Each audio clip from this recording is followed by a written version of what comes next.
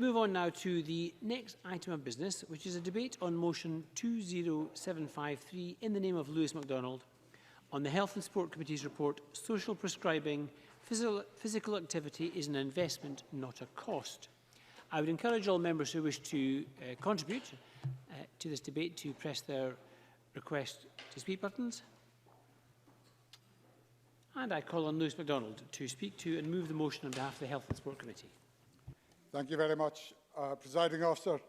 The Health and Sport Committee's view of social prescribing is summed up in the title of our report. Physical activity is an investment, not a cost. That does not mean it is free, far from it. Our report is very clear that we must move beyond warm words on social prescribing and start to spend some serious money on it too. But in our view, that will be money well spent, better spent indeed than is the case at the moment. Spending on health and care needs to shift from the acute sector to the community sector, from cure to prevention, and from medical prescriptions to social prescriptions. Social prescribing is, of course, about more than just physical activity.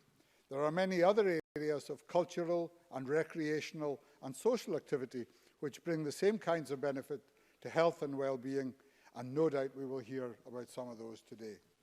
Our report itself highlights that the pre-budget scrutiny by the Culture, Tourism, Europe and External Affairs Committee that explored the benefits of social prescribing in the cultural field.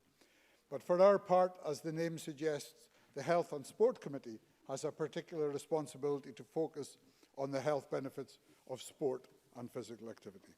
We do so in this report, but much of what we conclude about the benefits of physical activity for both physical and mental health is just as true of the benefits of other social prescriptions, which we also commend to the Minister and to all concerned in the delivery of health and care. I would want at this stage to thank all those who helped make this report possible. We had nearly 100 written submissions, as well as the witnesses who took part in our roundtable evidence session. In addition, we have incorporated in this report some of the evidence we received in relation to our inquiry into primary care, including the evidence given by members of the public at the start and at the end of that inquiry, evidence we have taken in pre-budget scrutiny, and also evidence from individual health boards and integration authorities has also been included and has informed this report. And as always, members of the committee are indebted to our committee clerks and to SPICE researchers and other Parliament staff who have helped us with this work. The Health and Sport Committee's strategic plan for this session of Parliament committed us to seeking new ways of reducing inequality, preventing illness and promoting better health. We believe that social prescribing is a critical part of achieving those objectives. Our report sets out a case for improving access to all those activities which make and keep our citizens well. Prevention is the key. Prevention is indeed better than cure. We have previously reported as a committee on the need for prevention to come first. It is surely self-evident that a successful preventative approach would make all the difference to individuals and would allow the NHS and health and social care partnerships to make best use of scarce resources. But prevention needs investment. It needs a fundamental shift in thinking. It needs to be proactive by definition rather than reactive. So we want Scotland to embrace social prescribing as a key change in achieving a preventative approach, but we should not be afraid to learn from other places at the same time. Last year, the University of Leeds held the world's first International Social Prescribing Day, celebrating good practice and promoting innovation. This year, International Social Prescribing Day is to be on the 12th of March, promoted, among others, by the College of Medicine and Integrated Health. In 2018, a GP practice in Thornton Heath in the London Borough of Croydon launched a successful community prescribing pilot, giving people access, among other things, to boxing and bingo and Bollywood. Previously isolated people started interacting within their communities. They started becoming more independent. Visits to the GP for non-medical advice, outpatient referrals from GPs, and emergency admissions to hospital have all gone down in the light of that pilot. That is the direction we want Scotland to take. and this report sets out some of the things we need to do to get there. First, I think we need all concerned to accept our core message that social prescribing in physical activity is an investment, not a cost. As the UK Chief Medical Officers put it, if physical activity were a drug, we would refer to it as a miracle cure due to the great many illnesses it can prevent and it can help treat. Physical activity improves health and well-being, and not only physical health and well-being. Our scrutiny identified the positive impacts of physical activity on mental health, and we also find that participating of itself can help reduce social isolation and loneliness. We focused on activities like table tennis and dance and walking football, and heard about new developments. We heard more about them at our committee meeting this morning in walking netball and prospectively in future in walking rugby too. And we also recognised that volunteering, arts, gardening, befriending and cookery classes can also bring many of the same benefits. Increasing physical activity and social interaction work and bring benefits across the whole spectrum of ages and circumstances, from school and preschool through working age to our most senior citizens. Participation in physical activity is good for primary prevention, laying a foundation and creating resilience for later life. It can stop existing health problems from getting worse. It can help reverse conditions like type 2 diabetes. It can promote recovery and rehabilitation following medical treatment. It can enable people leaving hospital to self-manage their conditions in the community. It can help prevent falls and let people lead healthier lives for longer. It can reduce reliance on pharmaceutical interventions, another area in which we're inquiring at the moment, and reliance on access to unscheduled care. Given all of that, and given the body of evidence which supports all of those statements, we were clear that the direct link between greater physical activity and better health has now been proven beyond all doubt. It was therefore disappointing to hear that one of the obstacles to greater social prescribing is that there are still prescribers who don't accept that link between physical activity and health to be a matter of fact and still want to demand more evidence and dispute the evidence that is there. Frankly, that seems to the committee to be as unfounded in 2020 as denying the reality of climate change or maintaining that the earth is flat. All those with professional responsibilities for other people's health need to get behind the evidence and do everything they can to support physical activity and social prescribing. Since physical activity is good, then social prescribing is also good, because it is the crucial delivery mechanism for everyone who needs help to engage with physical activity. During our primary care inquiry, the Cabinet Secretary for Health and Sport noted that social prescribing makes a difference in improving health and well-being. She acknowledged that more awareness and understanding of its value were needed, and she highlighted that work was required to ensure the right programmes and services were accessible to all those that need them. Jean Freeman also accepted that as things stand, not everyone has equal access to physical activity or to other social prescribing. And indeed, our inquiry found that active people right now are becoming more active, but we also found that the number of less active and inactive people is growing, and that many of those who are inactive or less active than they should be for their own health are those who live in our most deprived communities. So the challenge, therefore, is one of equal access. Where social prescribing is offered, and we heard an example from Fife quoted at the committee this morning, you can go to the doctor and get your medicine from the chemist for nothing, but if you go to your doctor and are prescribed a referral class, you may find that when you turn up there that you have to pay for that class every time you go. People may also have to pay for transport to attend the activity, and they may also have to pay for childcare or other care costs to allow them to participate. People in low-income households, by definition, struggle to meet those costs, and it is for that reason that it is often easier and cheaper to rely on medications, which are free to patients, albeit at a high cost to the NHS, and which may only address symptoms and may not deal with the underlying causes. So physical activity is an investment for people, their families, and future generations, and where individuals cannot afford to make that investment, It is surely up to government and the wider community to make that investment on behalf of us all. Processes need to be in place to make social prescribing easier, whether that's in primary care, secondary care, or in the community. Patients and prescribers need to understand the role of social prescribing, and technology and funding need to follow to make that happen.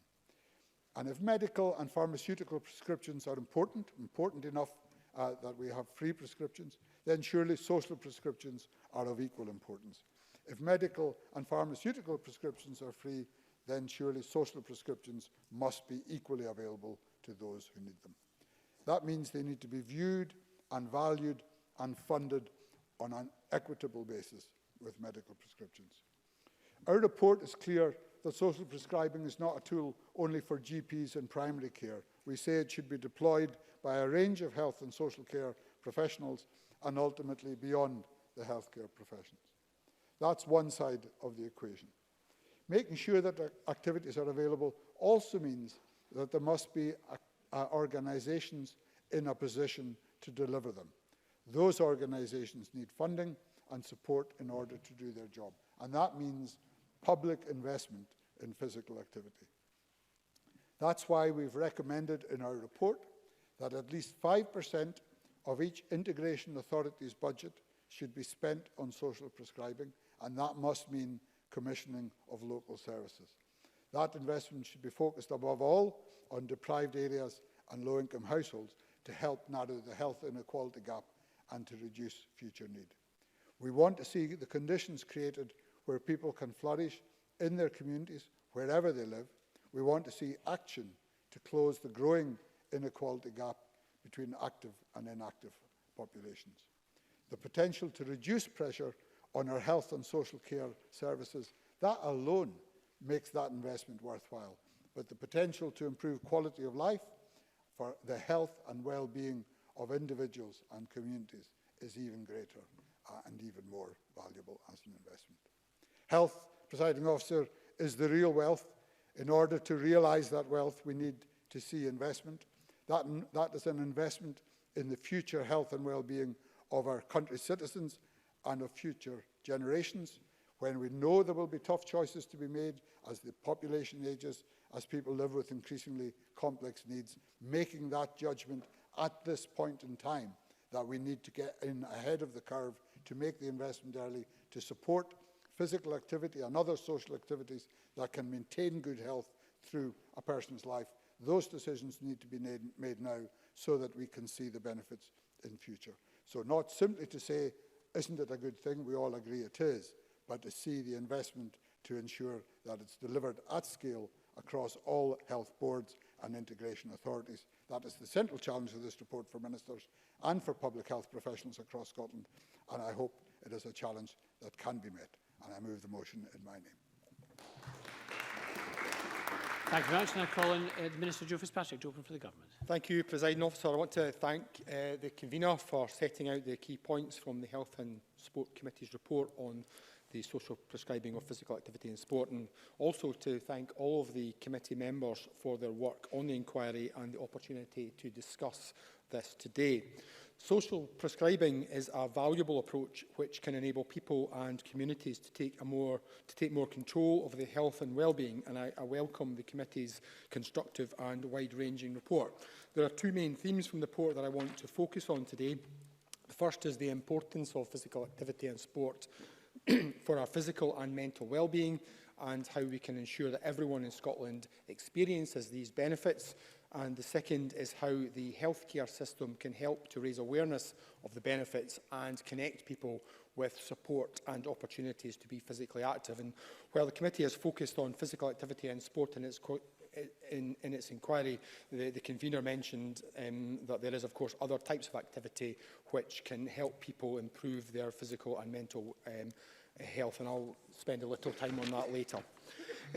As the committee highlights throughout its report, there is no shortage of evidence on the benefits of physical activity and sport for both our physical and mental health. They include reducing the risk of heart disease, strokes, diabetes, many types of cancer and depression.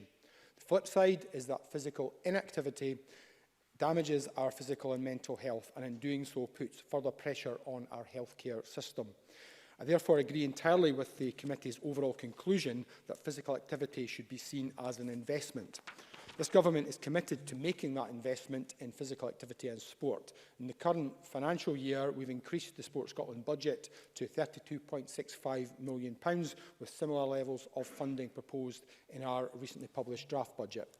In 2018, we doubled the active travel budget from 40 million to 80 million and have set out plans in our draft budget to increase that again to over 85 million. We're taking concrete action together with partners across health, sport, transport, education, environment and other sectors to achieve our shared vision of a Scotland where people are more active more often. Our physical activity delivery plan, A More Active Scotland, demonstrates the breadth of those efforts. The World Health Organization has welcomed the plan's system-based approach to working across sectors and has recognised Scotland as one of the forerunner countries in responding to its global action plan on physical activity. The committee is right to highlight the importance of addressing inequalities between the most and least deprived areas in participation in physical activity and sport. We all know only too well how challenging it is to tackle health inequalities, and equally how vital it is that we spare no effort in doing so. And I think sport has a major role to play in tackling inequality and contributing to a more inclusive Scotland. Through Sport Scotland, we're working to achieve this through a number of our main delivery programmes. For example, Sport Scotland's Active Schools programme provides free or low-cost opportunities for children and young people to be active.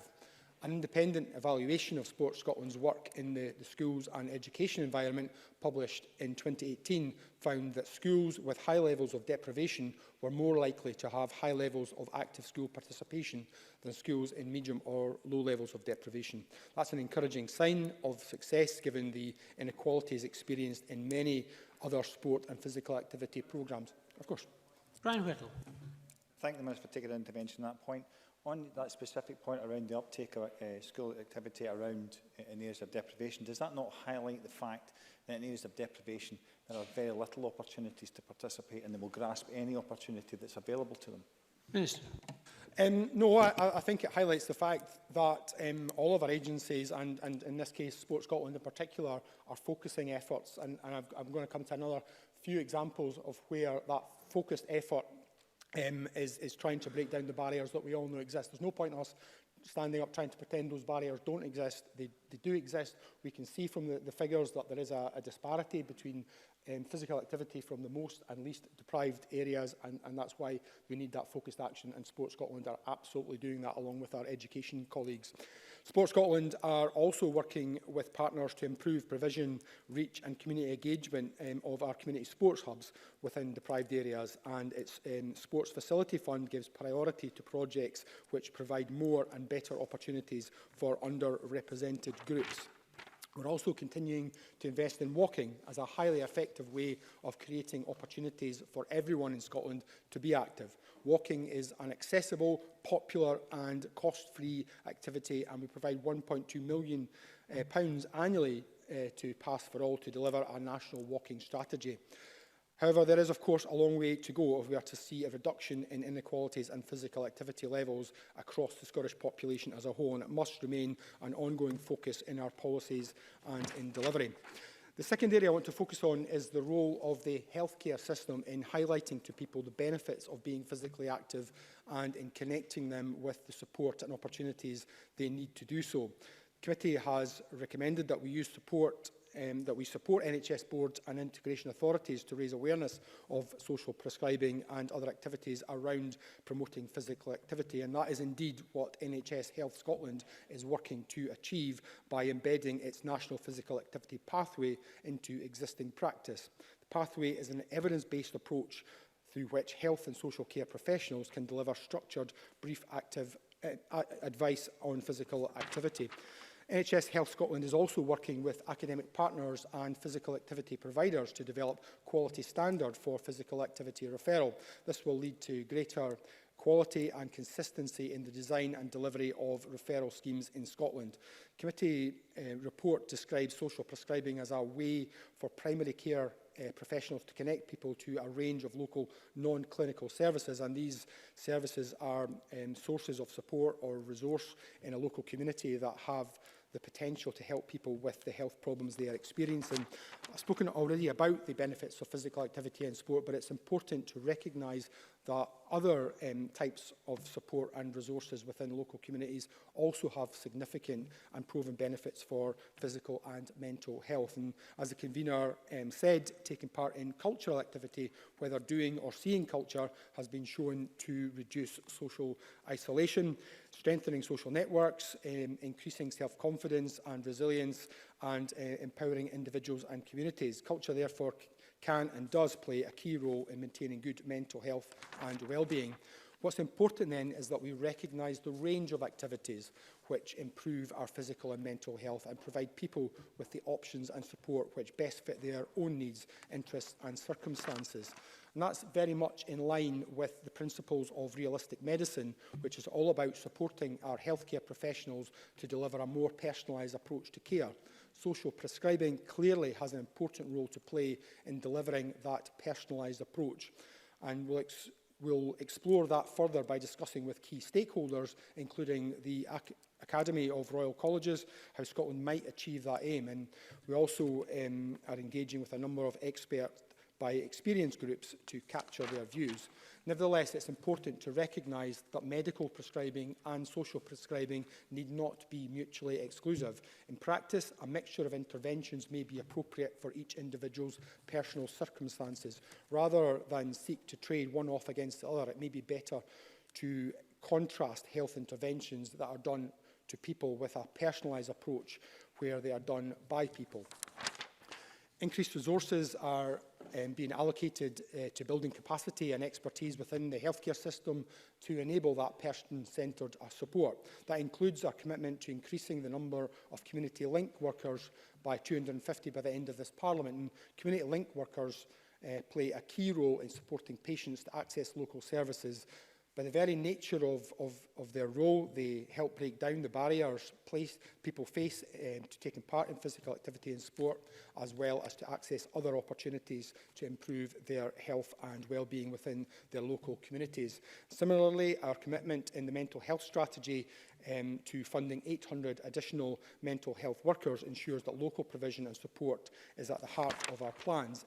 Investing in the relationships between healthcare professionals and services or programmes within the community provides benefits in both directions. For example, as part of the Scottish Government's work with the British Heart Foundation on blood pressure management, Lanarkshire and the Western Isles have focused on identifying patients through community services. In Lanarkshire, this was through leisure and culture services, delivering a programme of blood pressure testing as part of the expansion of physical activity prescription referral instructions. In the Western Isles, staff from the Community Carers Forum delivered blood pressure testing to carers. Both methods supported the move towards prevention through simple-to-use digital technologies away from the normal GP practices. I want to finish by emphasising the huge benefits to be gained from strong connections between healthcare practitioners and the voluntary and community organisations who provide opportunity for people to improve their health and well-being within their local communities. Social prescribing is all about realising these benefits. Nevertheless, the committee is right to highlight that we must be mindful of the capacity and capability of the third sector to respond to additional demand through social prescribing. It's vital that we nurture the commitment to the health and well-being of people in Scotland, of healthcare professionals and those who provide opportunities for people to take part in health-promoting activities within their local communities. Presiding Officer, I look forward to hearing the thoughts of those across the Chamber on how we can best support them in these roles and make the most of the potential of social prescribing approaches to improve our physical and mental well-being. Thank you. Thank you very much, Minister. I call on Brian Whittle to open for the Conservatives, followed by David Stewart. Thank you, Presiding Officer. Now, I could wax lyrical and extol the virtues of social prescribing, as I'm sure most members in this chamber will do. I am delighted to be opening this debate, however, on behalf of the Scottish Conservatives, because, as you know, this is a topic that I am extremely passionate about. As we've heard, the Health and Sports Committee did an inquiry into the social prescribing of sport, exercise and physical activity. At the end of that session, we went into private session to discuss what we'd learned. We all agree it was a very good session. It had excellent evidence from an invited panel of experts. And, Presiding Officer, I think it's fair to say that our understanding of that topic grew by a grand total of 0. Who knew that social interaction and physical activity would be good for our health? It's hardly a breakthrough. We also discussed how many conditions are routinely medicalised, where an option of an alternative approach could lead to a better outcome, both in physical health and mental health. Again, hardly a revelation. And I think this will dovetail nicely into the work we're currently doing on medicines. And I am prepared to stick my neck right out here, Presiding Officer, and predict that we will conclude that there are patients being overprescribed medication where alternatives or a combination of medicines and activity would produce better results. Deputy Presiding Officer, perceptive as you are, you may detect a hint of frustration here. And of course, you would be right, because I feel that we've been discussing this desire to shift towards a preventative approach since I entered this place nearly 4 years ago. And I entered with such hope, and as it transpires, such naivety. Because here was me thinking at this place where, among all the political posturing and wrangling, we might actually be able to make things a little bit better for those in Scotland. The reality is, in the time, nothing of any note has changed, save the relentless increase in the cost of preventable conditions. Conditions like type 2 diabetes, for instance, where a recent report suggests that the numbers in Scotland with this condition, preventable in the most part, or at the very least manageable, continues to increase. Type 2 diabetes and related complications already account for over 10% of the NHS budget, and that doesn't take into account the loss of productivity. We're all aware of the huge rise in poor mental health, and evidence from both the Health and Sport Committee and the Petitions Committee highlights the overprescribing of medication and the lack of access to alternative social solutions. In SAMH submissions, they once again highlight their evidence-led strong belief that physical activity is a major contributor to a more stable mental state. In the case of mental health, I would like to agree with the convener of the cross-party group for culture, Joe Mchale, that there is a wider list of socially prescribed alternatives, more than just sport, which could be of significant benefit to those suffering. Music, for example. But wait a minute. Access to free music in schools has been cut. And as the convener for MSK and arthritis, I confirm that we're about to undertake a piece of work highlighting the need for better access to better self-management options, appropriate physical activity being key to that. And the list goes on. Now, the keys to making social prescribing successful are as follows, I think has already been highlighted by the convener, is that access to activity. And as he quite rightly said, if you go in for medication, you can get a medical prescription that will cost you nothing. If you get socially prescribed, the chances are that is going to cost you money. And I think in there's a little bit of creativity here. That money, instead of spending on medicine, that same amount of money could be spent on social prescribing, because for sure there's a problem here in terms of accessing physical activity and travel to physical activity, as Lewis MacDonald has said. I think the closing of council facilities, predominantly in rural and the poorer areas, is a major contributing factor here to that inequality.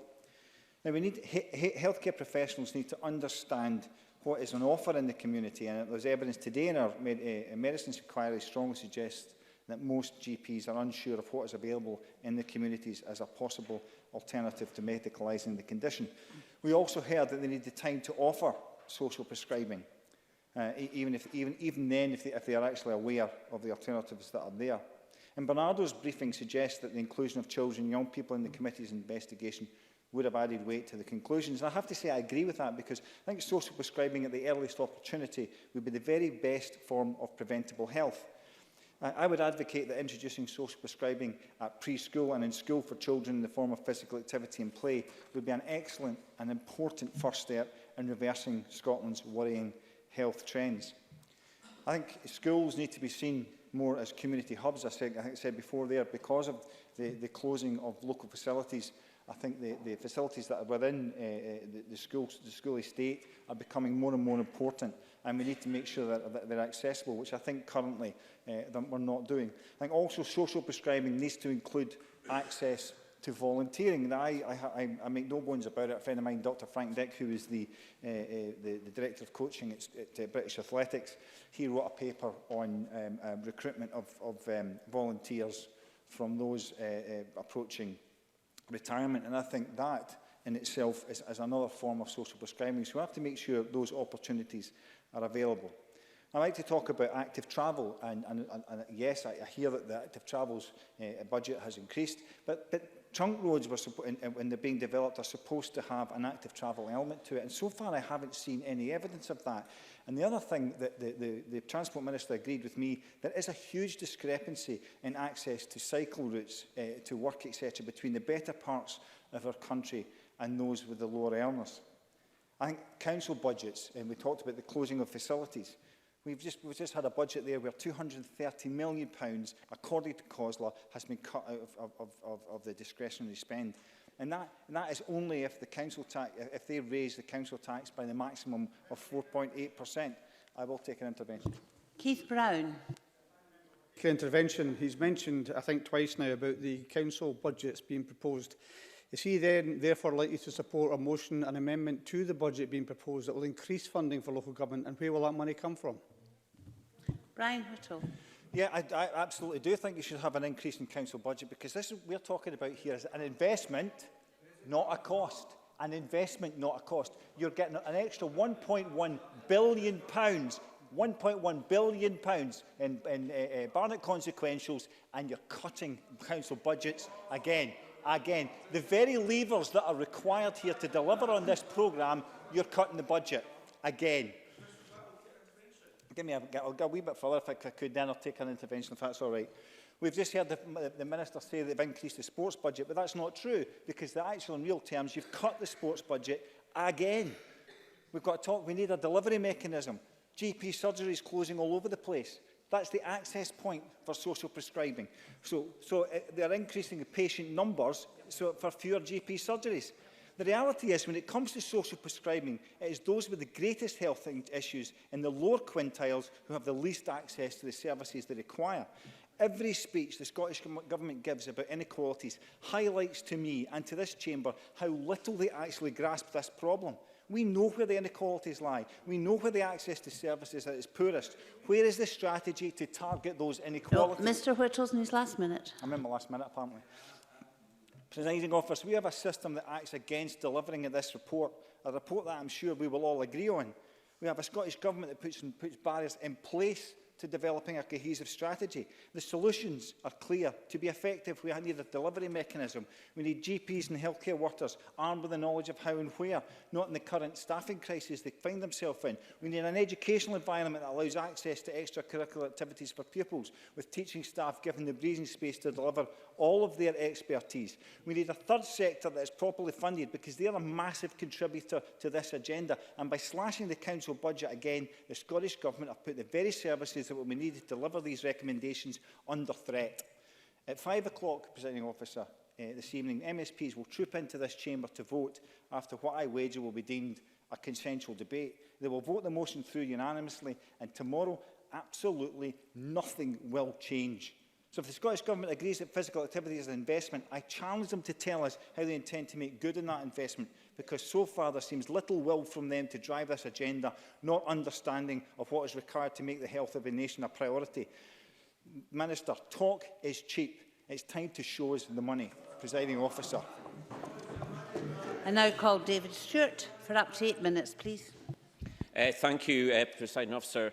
Social prescribing is an idea whose time has come, and I would echo Lewis MacDonald's comments that this concept is a crucial tool for the future of our health services in Scotland and beyond. So what is social prescribing?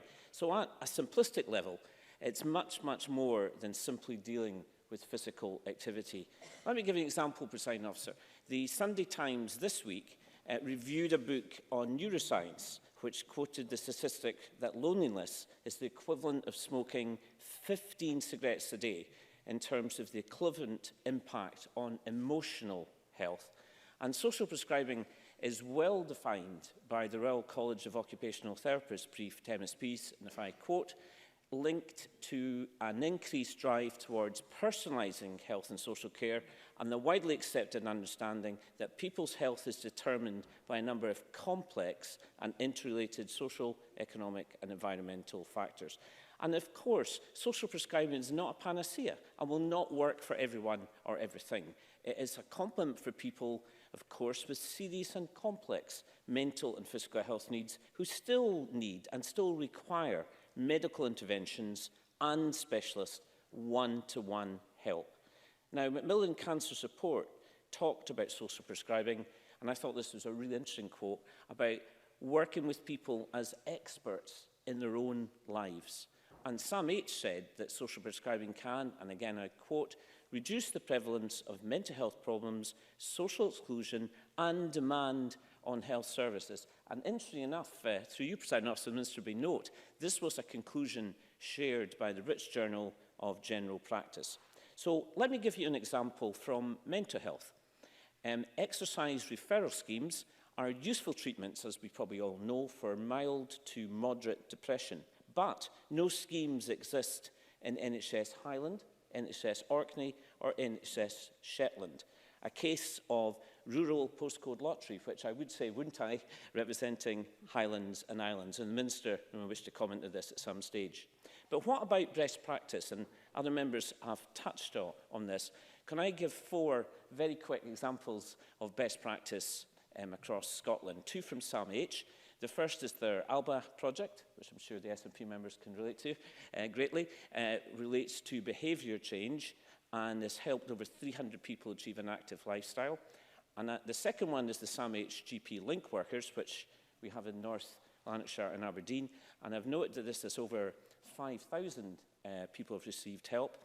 And the third is changing rooms, which I'm particularly interested in as a football fan, a long-suffering football fan of Inverness County Thistle, I might add.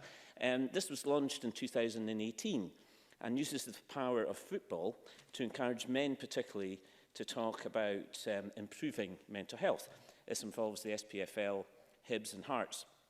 And I'm glad George Adams is here today, because at the committee this morning, Health and Sport Committee, this was raised, this very point, and it was suggested that a GP could prescribe membership of St Mirren, and he was suggesting this wouldn't actually help your health in very much terms at all. But I do hope for George's mental health that they do stay in the same division, because relegation, I think, would be terrible for him. And the final example from Cycling UK, they have a great body of evidence that cycling as physical exercise is extremely good for health. And I would particularly flag up that they've got lots of schemes throughout Scotland, and cycling is a very positive aspect of best practice. So from the evidence of the committee, and I should add, I'm a member of the committee, it was clear that an increased use of social prescribing has the potential to lessen the burden on overworked and under pressure GP practices, as well as reducing the pressure on health and social care services, cutting waiting times, unplanned admissions to hospital and delayed discharge, areas where current services are failing to meet all the targets. And as was touched on earlier by the convener, the committee received written evidence from 97 organisations, including the Highland Green Health Partnership, Active Highland Strategic Partnership, as well as many organisations working nationally. So these organisations provided insights into some of the barriers to social prescribing, which can be particularly acute in remote and rural areas in the Highlands and Islands, where short-term funding arrangements for third sector providers has a significant impact on the sustainability of many key referral destinations. But the report's findings identifies the challenges facing the third sector, which is integral to the capacity for social prescribing, and notes further work is required to ensure that voluntary and community organisations have the capacity and capability to fulfil socially prescribed activities. Now, other barriers, which have been touched on briefly already, to realising the full potential of social prescribing include workforce considerations. And perhaps the Minister, I'm happy to take an intervention, just confirm this point. My understanding was that the government were looking towards 250 additional link workers, but unless I picked the Minister up wrong, I thought he said the figure was slightly higher than that, but I'm assuming 250 is the correct number. I'm happy to give way. Joe Fitzpatrick. If I did say a different figure, then if I can confirm 250 more, is the figure. It was 800 mental health workers, maybe was the other number I used. But David Stewart. I'm happy that my research is up to scratch on this occasion, Presiding Officer, including details on where post halls will be based and what their remit will be, including any differences in rural and urban areas as required. And as the committee also notes, link workers should be tasked with helping break down any barriers people face in taking part in physical activity and sport within their communities. The establishment of a working group to establish opportunities is also constructive, and I'm sure members of the committee and across the chamber will follow progress closely. So government and public perception has shifted towards placing physical and mental health on an equal footing in recent years. And the next step is for social prescriptions to be placed on par with medical prescriptions. I also believe that the report sets out there's a growing inequality between active and non-active populations by area of deprivation, with its consequential health and well-being impacts need to be addressed. So we all know that adults in the most deprived areas are least likely to meet physical activity guidelines, and any forthcoming investments should be prioritised and spent in the most deprived communities. Let me give you an example, Presiding Officer, and the Minister may particularly take note on this. If we look at the Sports Facility Fund, which I'm very enthusiastic about, members will know this provides capital funding through Sport Scotland to communities, but the Labour group recently put down a Freedom of Information request and found that only 11% of that funding went to the most deprived areas. Yeah. I thank the member for taking the intervention on that point, because I think I have seen the Labour press release, and it fails to mention some of the caveats which were released as part of the FOI, and that clearly when an organisation applies for funding, the postcodes used by that organisation is the organisation's headquarters. So, for instance, in Glasgow, when Glasgow City Council has applied, it has been I did say very central. quickly, Minister.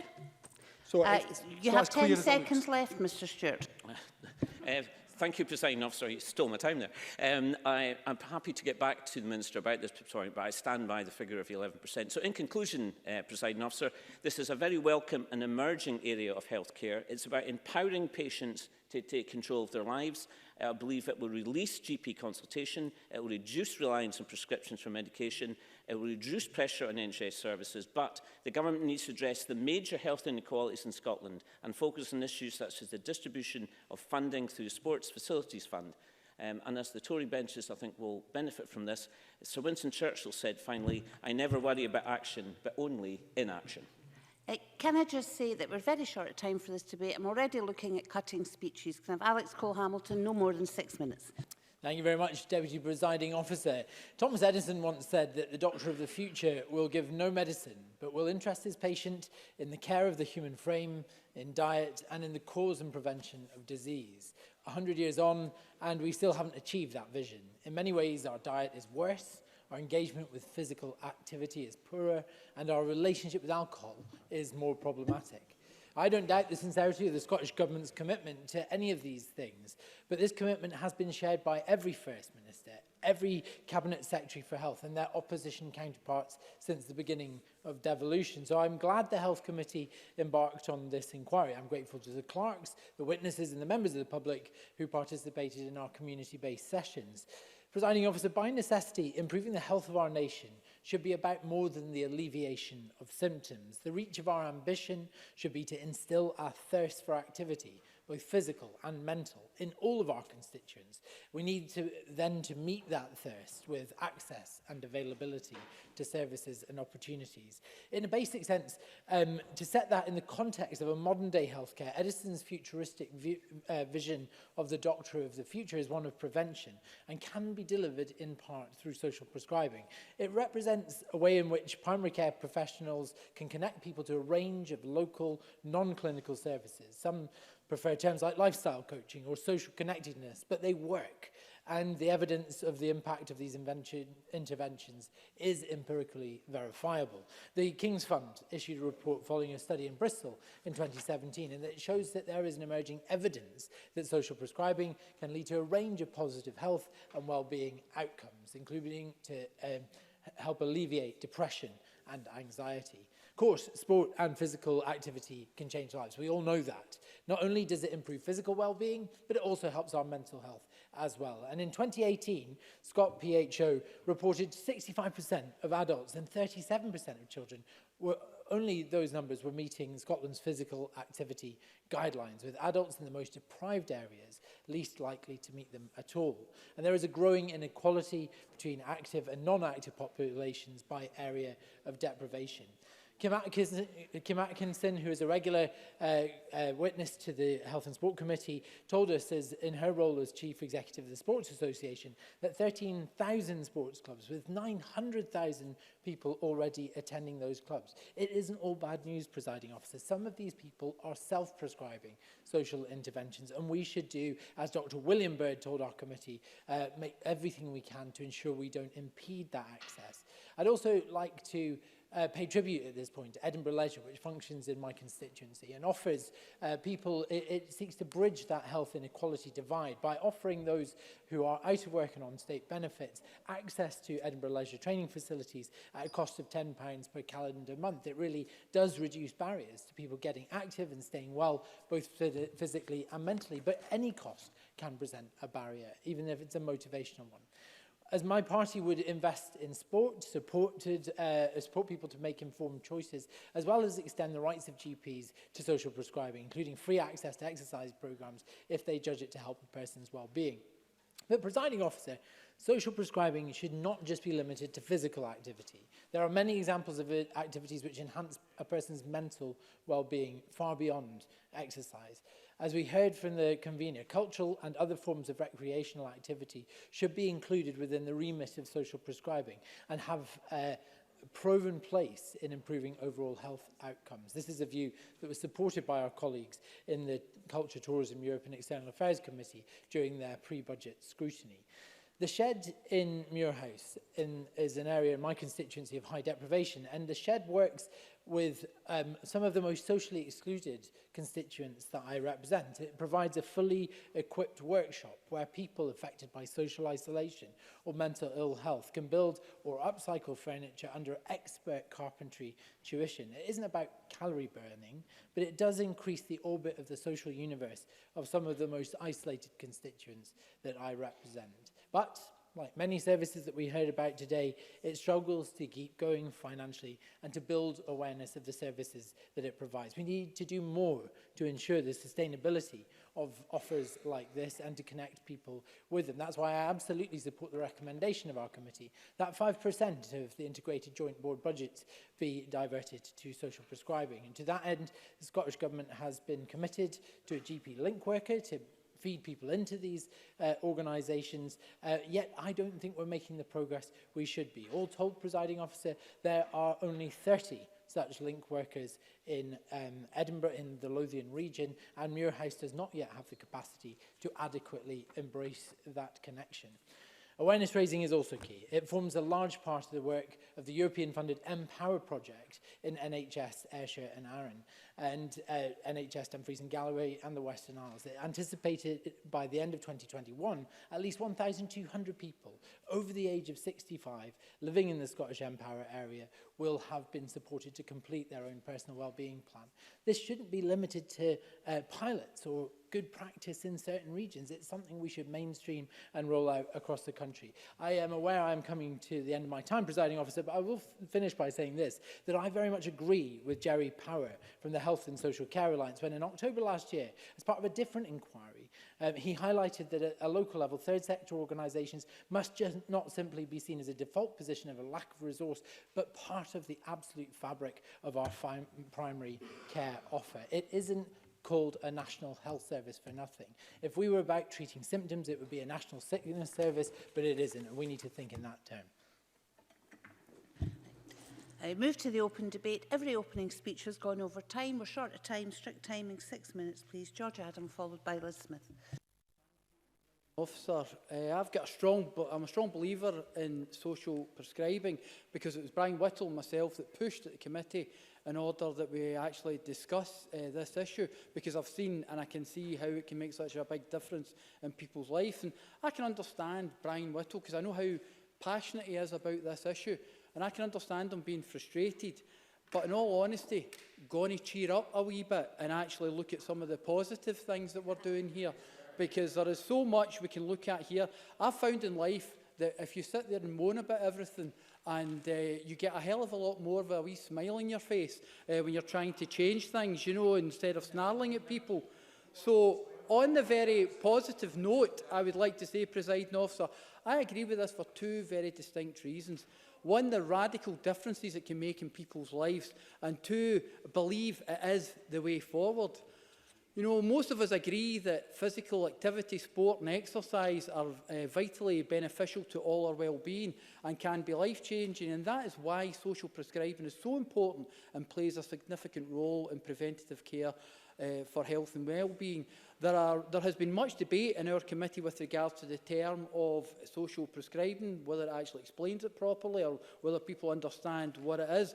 But the term itself has been around since the 1990s, and instead of clinical intervention, a doctor can prescribe physical activity, volunteering or a community activity as a means of treatment instead of more traditional methods of healthcare.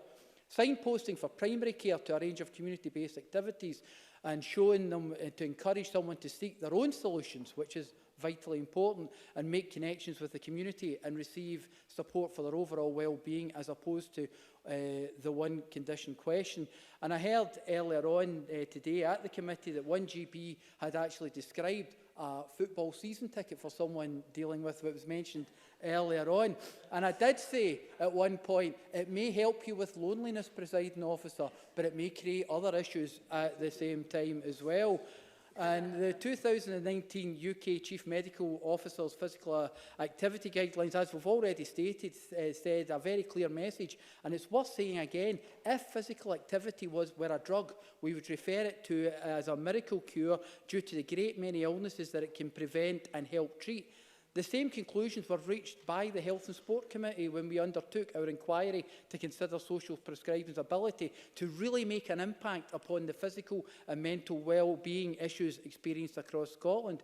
And we agreed there is no doubt that social prescribing can contribute massively to the healthcare system in Scotland, and that addressing accessibility to and awareness of community and voluntary schemes will improve individuals' health and well-being and outcomes and begin to shift the balance and care from acute to community settings to help achieve national outcomes. But more importantly, Presiding Officer, it puts the patient at the centre and ensures that long-term solutions for ongoing issues.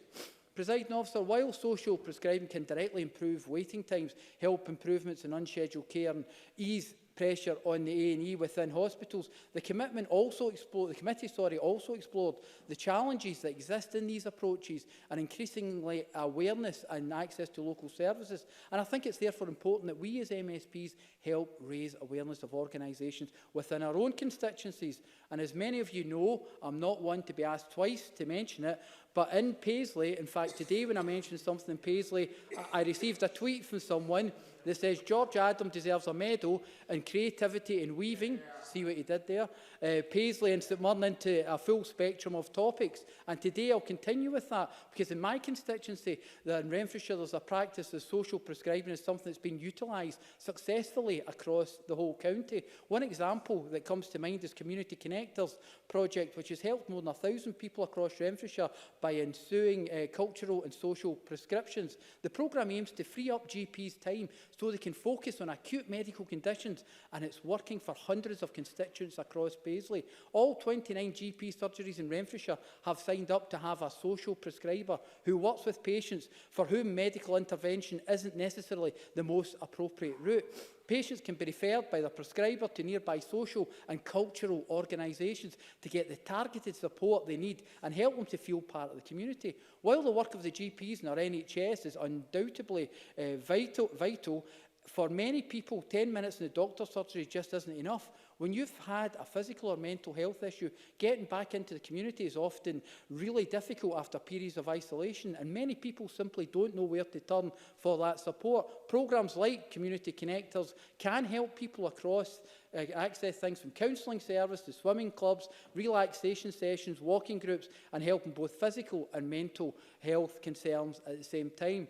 And of course, I couldn't continue this discussion without mentioning that St Mirren FC have some community trust runs a Get Fit programme, which is a 13-week programme which is football fans in training, which makes sure that everybody gets that opportunity to change their life and move forward. And also, I am aware that the Scottish Government here in Scotland will always focus on people, and it is great to see that continued emphasis placed on supporting the whole person. And the Scottish Government's Physical Activity Delivery Plan, A More Active Scotland, for example, demonstrates how overall health and wellbeing initiatives can make a difference across portfolios. So in closing, Presiding Officer, for this, we all have to work together. We need to trust each other. We need to trust the Scottish Government, NHS, GPs, local authorities and providers all need to trust each other in order to make sure that we can make Scots better by finding a better way to help them. Liz Smith, followed by Sandra White.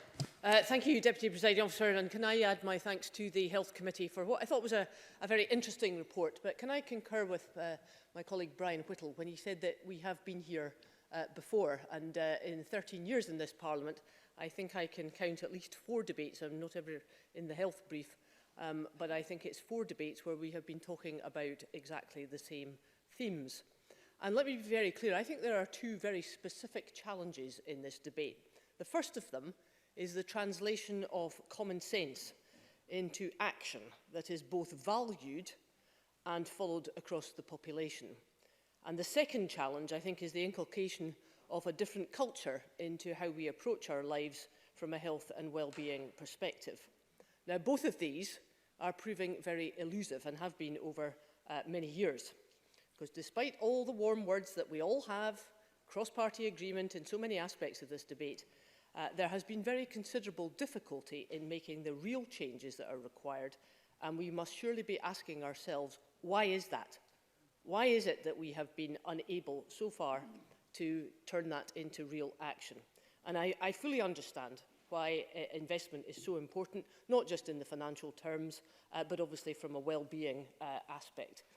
David Stewart mentioned about the prevention aspect. That is absolutely critical. And so I think the further financing of link workers who are trained to assist with physical exercise or whatever other opportunities we have in our communities is very welcome, because not least because they have the ability to establish a very positive link within these communities and to ensure that the relationship between good health and well-being is embedded within that community. And this will hopefully build on the 900,000 people who are attending the 13,000 sports groups that we have across Scotland, easy to assist with primary care providers to be the support that especially young families, I think, are requiring, whether that's advice about diets, whether that's help with walking their children to school or cycle lanes, whatever it might be, or joining other clubs and societies. And we should not forget how important that is for so many young people.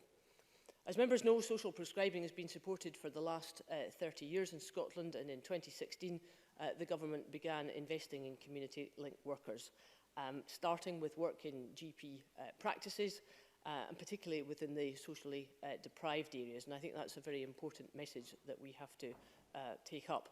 But as Brian Whittle mentioned, we must not forget that it is increasingly difficult for GPs not only to ensure that they're able to carry out their work because of some of the closures that are taking place or the downgrading of some GP surgeries, but I think there is a rural aspect to this which is absolutely crucial. Can I say something about some of the volunteering? Because this is an issue that has come up many times, not just in the education brief, but in the cross-party group on sport, and there are several members in the chamber who have attended these sessions. Volunteering is absolutely critical to the way that our communities survive and thrive. And we have an army out there in Scotland of wonderful volunteers, but they're not always channeled, they don't always feel welcome.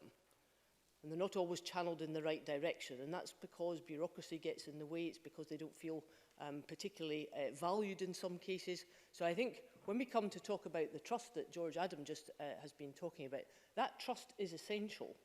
But that trust has to be underpinned by the ability of communities to understand what is required from a holistic approach, because if we don't have a holistic and cross-party approach, we're not going to go anywhere. We're just going to go round in the circles that we are going round just now.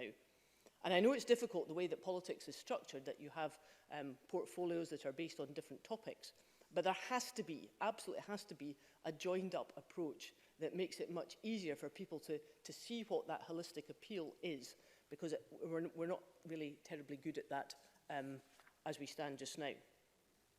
But can I just finish my remarks? I know you've got a difficulty with time, Deputy Presiding Officer. Can I just throw into the conversation 3 specific things that in my time in this Parliament I think have been quite powerful.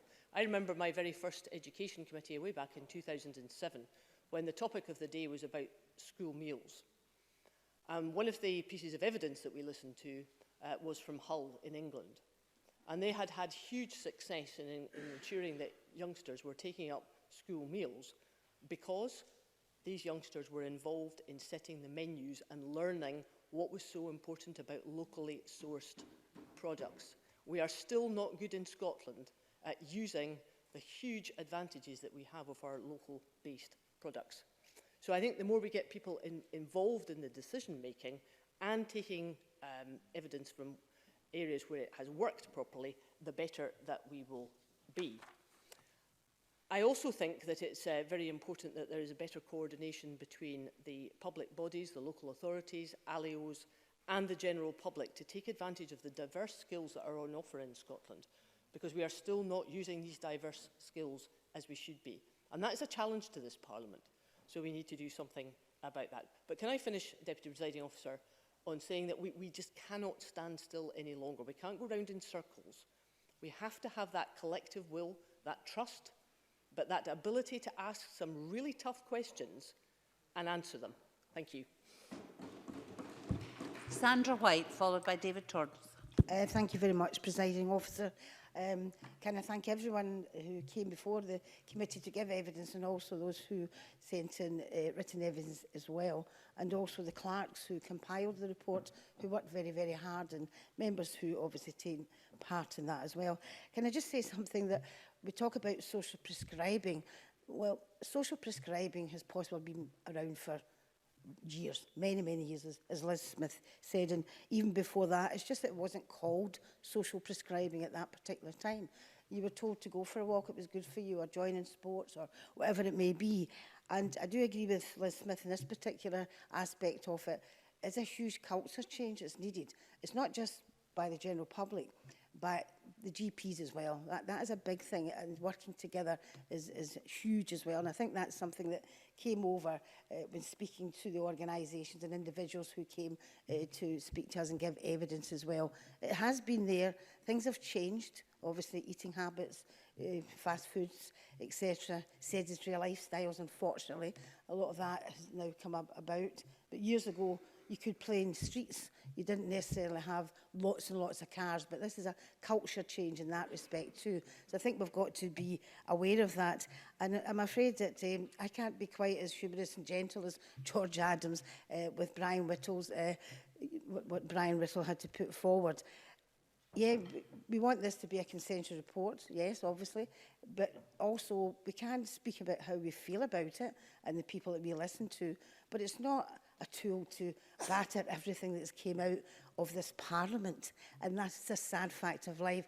And I think if Brian Little had to look at the figures, the amount of food banks, people on universal credit, people not being able to survive, I think maybe then you might realise why people in certain areas do unfortunately have health problems. Look to your own government and not everybody else's. And I think you should be quite ashamed of yourself for the way you said that. I'll take an intervention, yes. Brian Whittle. Yeah, thank you, Sandra, for taking an intervention. We are talking about here is not a cost, an investment here. We are asking the Scottish Government to invest in social prescribing, so and specifically into deprived areas. Why? Don't blame everybody else. You have the levers to do something about it.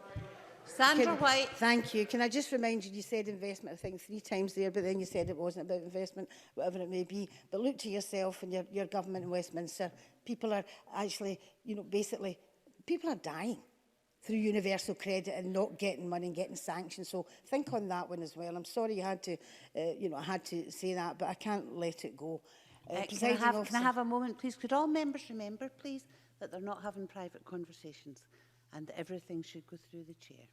Sandra White. Thank you very much, Presiding Officer. Now, other members have already mentioned exactly what we mean by social prescribing, so I would like to focus my contribution in one section of society which I and many others have been championing for a number of years, and that's our older people. I want to also touch on the work of the committee and the evidence we received from across the country, which helped inform our report. Now, Presiding Officer, with an increasing ageing population, we need to ensure to take part in physical activities and sports, not just for the under-50s. And I know that's not the case, but we have to put that case forward. The benefits of taking part in activity, and I think the convener and George Adams have already mentioned that, and it goes without saying, physical activity with a drug, we would refer to it as a miracle cure due to the great many illnesses it can prevent and help treat. And I think that should perhaps go across the actual top of any report. I think that's fantastic, a clear endorsement basically as well. So we look at ourselves and say, so what are the benefits and what are some of the activities people can take part of in the country? Age Scotland been advocating walking sports for older people. Walking sports help get older people active, engaged on a regular basis. Physical and mental health benefits are very, very evident. In fact, according to Age Scotland, more than 2,500 women and men play walking football at least once a week across the country. And we know from the studies that participation in walking football reduces blood pressure, cholesterol levels, and it helps prevent heart disease and strokes as well as improving general fitness and well-being. So keeping active is one way for older people, not just to be physically active, but basically mentally too. And it comes to a great point where the isolation and loneliness has a lot to do with mental health as well. So that stops that too. And I really think that we need to look at that in regards to what we're proposing for, prescribing as well. And Presiding Officer, like many other MSPs, I have a number of organisations in my constituency who do a great deal of work. And one of the organisations I've mentioned numerous occasions is the Annex. Based in Party, based in the community, they've got a jam-packed activity calendar: yoga, walking, tai chi, salsa, line dancing and ballroom dancing. Lots and lots. I know I'm going to have to cut out half my speech here anyway, but these are the things that are based in the community, and that's what social prescribing is all about. And I'm really pleased that the Minister had mentioned about the link workers, because one of my questions was going to be, are we going to have more link workers? And you've answered that, so I don't need to ask you to do that in the summing up, because I think they're absolutely crucial to anything that we do within the social prescribing. Lots and lots from the report that we've learned in regards to prevention, as well as preventing long-term conditions and dependency on pharmaceutical prescriptions. But I'll come back to what I said at the beginning and agreeing with Liz Smith as well. We do need to ensure that there's a joined-up thinking there, and I know I've run out of time, but thank you very much, Presiding Officer. David Torrance, followed by Mary Fee. Thank you, Presiding Officer. As we have heard, the links between benefits and physical activity to improving our health and well-being are well documented and widely acknowledged. The term social prescribing may have been around since the 1990s, and whilst there are some undoubtedly noteworthy initiatives and programmes being undertaken across Scotland, there is also clear evidence that far more needs to be done to promote this approach. During the gathering of evidence for this report, it was encouraging to see so many written submissions from such a wide range of organisations and boards. If we are to achieve the shared vision of Scotland where more people are more active more often, then everybody's voice is important and must be heard. And if we are to ensure an integrated approach that is both consistent and relevant to our local communities, we must do all we can to tackle the barriers that exist between the delivery of these programmes and those that prevent people from accessing the right support. To this end, I was pleased to learn of NHS Health Scotland's work with academic partners, physical activity providers, to co-produce the quality standards for physical activity referral, to achieve greater quality and consistency in the design and delivery of referral schemes in Scotland. As a Fife MSP, I was particularly interested to read the submissions to a committee from MHS Fife and Fife Council on behalf of Fife Partnership, which include comments on their belief that prescribing physical activity and support does not lead to sustained participation in physical activity and sport, and in particular, prescribing to sport is not sustained. This is an important point and one that we must address. How can we safeguard the exercise referral programmes are effective in promoting long-term behavioural changes and increased participation in physical activity. The Fife submission also highlights that whilst there have been some success with informal referrals made to some participating programmes for young people and adults, many clubs are not in a position to receive referrals and to support individuals. That is why I very much welcome the value that the Scottish Government places on significant contributions of the voluntary sector and community organisations to improving the health and well-being of people across Scotland and the support that it gives them. This invaluable support includes programmes such as Parcel, which is funded by the Scottish Government's Active Scottish Division to develop and deliver an action plan for Scotland's national walking strategy work, which would include Scottish Health Walk Network, which brings together over 160 projects, all aimed at supporting people to walk more. It also includes the Changing Lives Funds, launched in 2018. This partnership between Scottish Government, Sport Scotland and the Robertsons Trust, and the spirit of 2012, this initiative provides additional resources to support the community sectors to better address individual and community needs through sport and physical activity, and to support participation to become and stay active. While there isn't currently a formal social prescribing programme for either physical activity or sport in Fife, there are a number of programmes which encourage and promote an active lifestyle, which I would like to take the opportunity to highlight today. Fife Walking Initiative, Bums Off Seats, provides free local health walking opportunities led by a trained team of volunteer walk leaders. A health walk is free, short local walk that is sustainable for most people, even those with long-term health conditions. Now in its 15th year, this Fife Council-funded project, with support from Active Fife and Pass for All, would certainly appear to have found the secret to sustained participation, as it encourages the less active members of the community to discover the benefits of active lifestyle, improve physical and mental health, and increase well-being. Fife Sport and Leisure Trust has a referral programme for specific health conditions such as coronary heart and disease and stroke. Active Options 2 is a programme of referral based on health classes for people living with long-term health conditions, which deliver exercise tailored to a person's functional ability, regardless of what long-term condition they have. Delivered by trusts and led by specialist instructors, there are 4 levels of health classes ranging from level 1, that is a chair-based for those who have limited standing balance, through to level 4 for those who are independently mobile and already active. During the evidence gathering sessions, it was also interesting to hear evidence of GPs who had concerns about the concept of social prescribing. The reasons were varied and ranged from worries about time constraints, perceiving it not being part of their role, and a lack of strong evidence demonstrating the long-term effectiveness of social prescribing. This raises interesting questions about referral pathways and access to social prescribing, not necessarily being solely the responsibility of the health and social care professions. It was noted by Fife Partnership that whilst medical professions are traditionally the most appropriate referral route, community-linked workers, social care and first sectors are increasingly involved with individuals now and are appropriate resource to make referrals to a range of interventions, and so should no longer therefore be just down to health professions. Figures from NHS Research Scotland show that 90% of all health contact takes place in primary care, with most of this contact taking place through visits to GP surgeries, dental practices and pharmacies once someone is already unwell.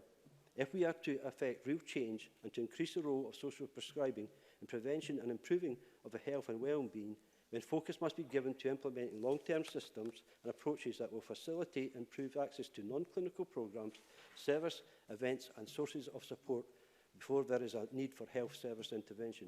In conclusion, Presiding Officer, I welcome his report, its recommendations, as well as the response of the Scottish Government and its commitment to improving the health and well-being of people and communities across Scotland. I very much look forward to the establishment of the progress of the Scottish Government's Social Prescribing Working Group and the progress of NHS Health Scotland as it continues to support NHS boards and integrated authorities to implement physical activity, social prescribing and embedding the National Physical Activity Pathway into existing practice. By working together, we can continue to make greater strides and positively influence individual practices and personal behaviour choices, and in turn build a healthier communities by preventing long-term conditions rather than managing them. Thank you very much, Mr Torrance. I call Mary Fee to be followed by Joan McAlpine. Ms Fee, please. Thank you, Presiding Officer, and I welcome the opportunity to speak in today's debate on an issue that may not be at the top of the political agenda. However, it's an issue, when utilised effectively, that can help change lives and deliver long-term health and well-being benefits. And there may be different views across this chamber on how we utilise and maximise social prescribing, but we should all agree that has the potential to change lives for the better. And the commitment by the Scottish Government to establish a working group to identify and communicate best practice for social prescribing is strongly welcomed. And I hope that any outcomes from the working group will make it more efficient and effective for professionals to utilise social prescriptions. We need to ensure that there is no postcode lottery across the country, and to do that we must ensure that best practice becomes a national standard. And understanding how social prescribing will work in practice is fundamental in promoting the concept to health and social care professionals, and will ensure the rollout and the promotion of the benefits. And preventative spending is key to protecting the long-term stability of the National Health Service as it faces ongoing and ever-increasing pressures and demands. And social prescribing is one key tool in the preventative measures mix that is fundamental to improving health and well-being. And not only must social prescribing offer physical activity, it should also look at wider cultural and leisure activities that are suitable to the individual. And presiding officer, last week I had the opportunity to spend time with disability snow sports and their instructors at Snow Factor at Braehead, which is the only indoor ski slope in Scotland. And they were keen to point out that anybody can ski regardless of disability, injury or experience, and the benefits to mental health cannot be measured. And I had the opportunity to take part and can confirm to everyone in the chamber that it was great fun, and I highly recommend it to everyone. And presiding officer, I believe that there are two major concerns to address in this debate, and I want to touch on the first, which surrounds social prescribing referral pathways and the awareness of health and social care workers to its benefits. And although the majority of prescriptions come from GPs, it is evident that not all GPs are fully supportive of social prescribing. And I note from the Scottish Government's response to the committee's report that NHS Health Scotland is supporting health boards and integration authorities to implement physical activity social prescribing by embedding the National Physical Activity Pathway. And perhaps the Minister could update me today in closing on how this implementation by NHS boards and implementation authorities is possible in a way that will ensure a national standard for social prescribing rather than a postcode lottery. And if there are GPs that are unsupportive of social prescribing, training should be available to overcome this. And GPs are all very aware of the benefits of physical activity in supporting long-term health and well-being. And behaviour change is something we often talk about in this chamber. And social prescribing has a key role to play in changing long-term behaviour. And I welcome and support the role of community link workers, and there must be greater use of social prescribing from them, particularly to address situations where GPs are perhaps resistant or do not have the capacity to fully assess each individual and ensure that the activity is achievable, it will be a good match, is sustainable, and has the support that is required for the individual to take part. And the number of community link workers needs increased further than that proposed by the government, who have a target of 250 in place by 2021, if we are to see a real difference in health and well-being in the most deprived areas across Scotland. And presiding officer, the second of my concerns that needs addressed in this debate is around resourcing and capacity. And while we support the idea that social prescriptions should be treated equally with medicinal prescriptions, a large obstacle to that is the cost. And the majority of prescriptions would require cooperation with the third sector, who, like local authorities, have faced difficult financial circumstances over the last decade. And the third sector is not always guaranteed funding, particularly from the public sector. And to increase the capacity for the third sector organisations to be involved in social prescriptions, their voices must be heard, and I hope that the proposed working group will include a range of voices from the third sector. And presiding officer, in closing, I want to reiterate my support for social prescriptions. It's clear that there's support in this chamber and in the government for social prescriptions. They have the potential to change lives, as well as saving resources for the NHS. However, there must be a strategy in place that does not financially restrict third sector organisations and local authorities to help drive that change. Thank you. Thank you very much, Ms Fee. I call Joan McAlpine to be followed by Annie Wells. Ms McAlpine, please. Thank you. I congratulate the Health and Sport Committee on the report, and I'm delighted to speak in this debate. While the report focuses on the effect of sport, I'm keen to underline the importance of culture to social prescribing, and was pleased to hear Lewis MacDonald acknowledge its importance in his opening remarks. Culture is now a national outcome, and the Culture, Tourism Europe and External Affairs Committee, which I convene, has highlighted in its pre-budget scrutiny the importance of funding participation in culture across government portfolios. Culture is particularly beneficial in terms of social prescribing for prevention over the long term and mental health in particular, although of course art forms like dance also benefit physical health. In particular, we're keen to see access to culture extended to more marginal groups, such as those living on low incomes. One brilliant example of this is Systema in Ratbloch, Stirling, which I visited this month in my capacity as convener of the committee. As members will know, Systema runs orchestras and music classes for children in Stirling, Aberdeen, Dundee and Glasgow, but it's so much more than that. Based on a Venezuelan model, Systema Scotland aims to make music making to foster well-being, confidence, self-esteem, pride and aspiration among the children and young people taking part, and it succeeds very well indeed. As I discovered when observing various classes by the wonderful tutors who are all working musicians, and the classes of laughing, happy and very hard-working young musicians.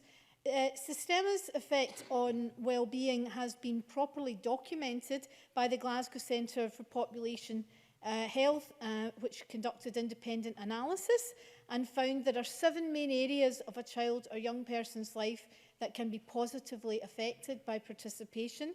There's education, improvement in concentration, listening, coordination, and school outcomes, of course, which benefit health. Life skills such as problem solving, decision making, self-discipline and leadership. There's emotional benefits. Ms McAlpine, just bear with me a minute. Could you just slip in a wee bit about physical activity, even if it's just blowing a trumpet or singing or something, because it is about physical activity, and I'd like to hear just a little bit about that linked into. Well, thank you. Thanks, Presiding Officer. However, with respect, I think that improving well-being and mental health through culture actually improves physical outcomes as well, and improved educational outcomes and improved life outcomes will have preventative health benefits. So I do actually think that what I'm listing in terms of Systema's benefits and cultural benefits are actually very relevant to our debate today. I would also say that the Glasgow Centre for Population Health did outline the physical benefits of culture, of access to Systema's classes, such as healthy snacks, opportunities for games and exercise, and creating healthy habits throughout adulthood. As I'm also co-convener of the cross-party group in culture, one of our recent meetings focused on social prescribing and cultural activity, which of course, as I said, includes physical activity through art forms such as dance and drama. And Culture Counts, who are the CPG Secretariat, have conducted a considerable amount of work in this area and indeed made a very helpful submission to the Health and Sports Committee's inquiry into social prescribing. The submission contained proven evidence of cultural prescribing, and that included how cultural engagement is protective against the development of chronic pain, that symptoms of moderate to severe postnatal depression were significantly improved in mothers who attended group singing workshops, that people who take part in the arts are 38% more likely to report good health, and that art therapies reduce the physical and emotional suffering of people with cancer and the side effects of their treatment. and that listening to music before, during and after surgery reduces post-operative pain, anxiety and analgesia. Culture Council also found that outcomes were better, and I'm sure this applies to sport as well, if the cultural activity is linked to structured programmes with practitioners who can offer support and a high-quality experience. Presiding Officer, there are many examples of cultural social prescribing around Scotland. I mentioned Systema, which is classical music, but I've also visited the rock music management company Morse Code, who have worked in Glasgow hospitals to improve the well-being for staff as well as patients. And I'd also like to mention Luminate, the creative agency organisation funded by the government and the Bearing Foundation, which is now 8 years old and has moved from being a successful festival to a year-round programme with a vision that all older people will take part in quality arts and creative activities. Of course, that is particularly beneficial for those who may be suffering from memory problems, and there are many arts forms that help tackle those difficulties. I think that we're all agreed that social prescribing is a good thing. And I agree with colleagues that demands for more funding in one area would require cuts elsewhere. But what I would say is that as culture is a national outcome and well-being is now considered equal to GDP in determining our success as a country, it's imperative that every area of government is encouraged to do its bit in this regard. And that's why my own committee in its recent arts funding report recommends that the Scottish Government articulate its spending plan for the forthcoming culture strategy, including what funding will be earmarked for the arts from other portfolios to deliver the national outcome in a cross-cutting way. The committee also recommends that the Scottish Government should give serious consideration to the culture strategy being supported on a cross-portfolio basis by a baseline target for national arts funding above 1% of the Scottish Government's overall budget.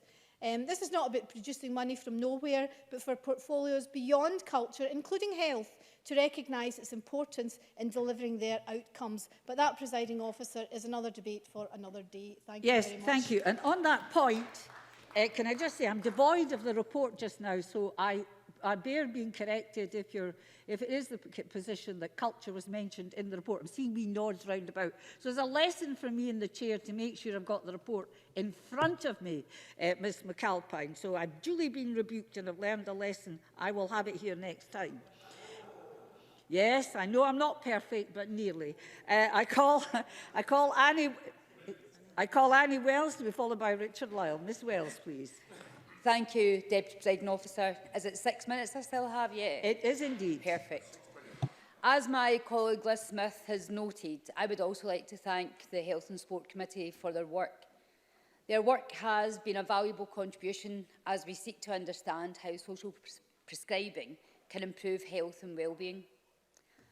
I think everyone in this chamber can agree with the committee that social prescribing has the potential to improve individuals' health and well-being outcomes. And there is cross-party agreement that social prescribing is one way to begin to shift the balance of care from acute to community settings, easing strain on key services.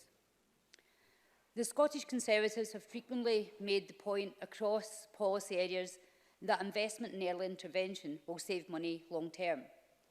Our manifesto in 2016 called for additional support to be directed to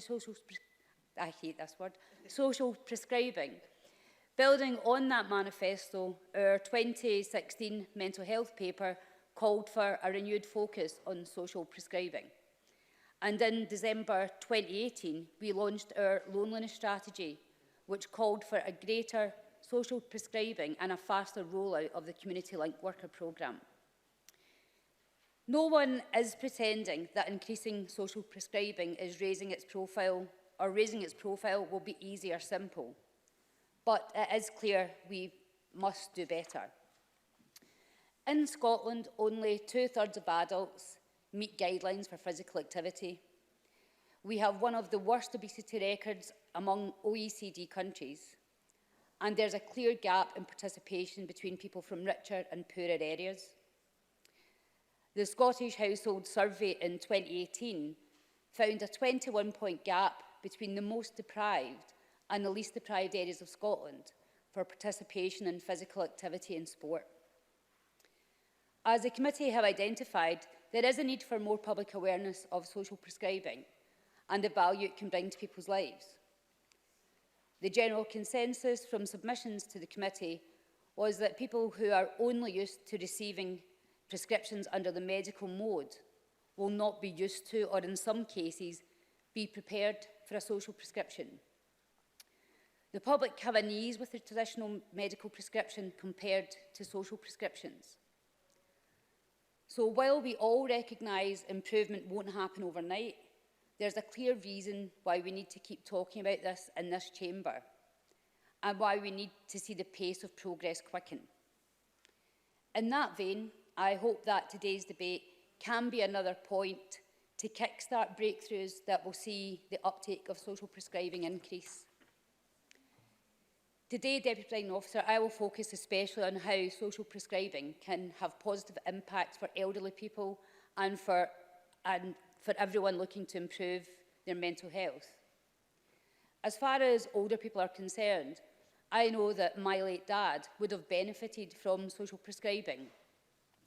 He eventually was diagnosed with COPD, and there's no doubt that early intervention social prescribing, maybe 20-odd years ago, would have benefited him hugely.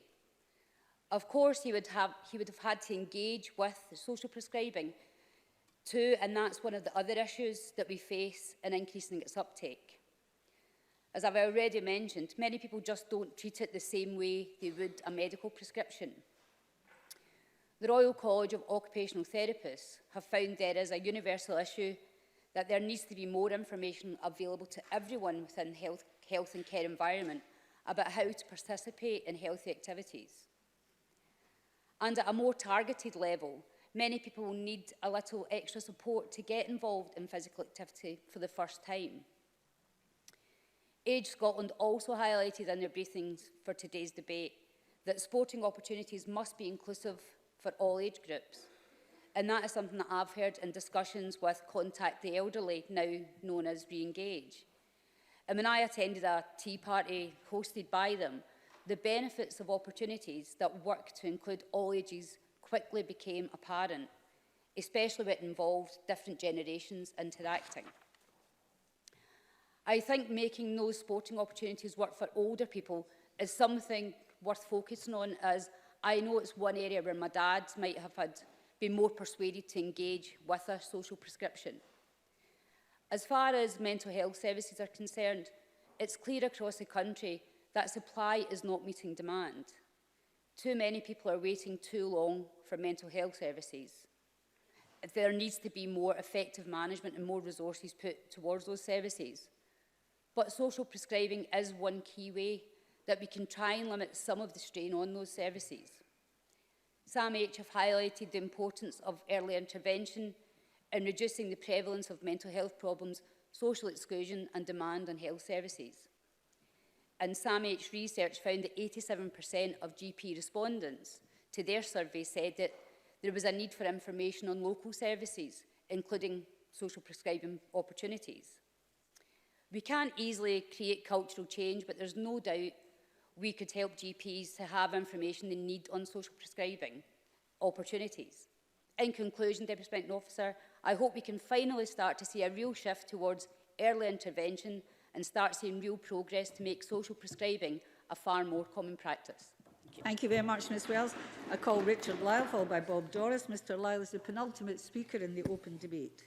Thank you, Presiding Officer. Can I begin this afternoon by welcoming the opportunity to contribute to this important debate on social prescribing, and I noticed with interest the recommendations, the findings of the Health and Sport Committee.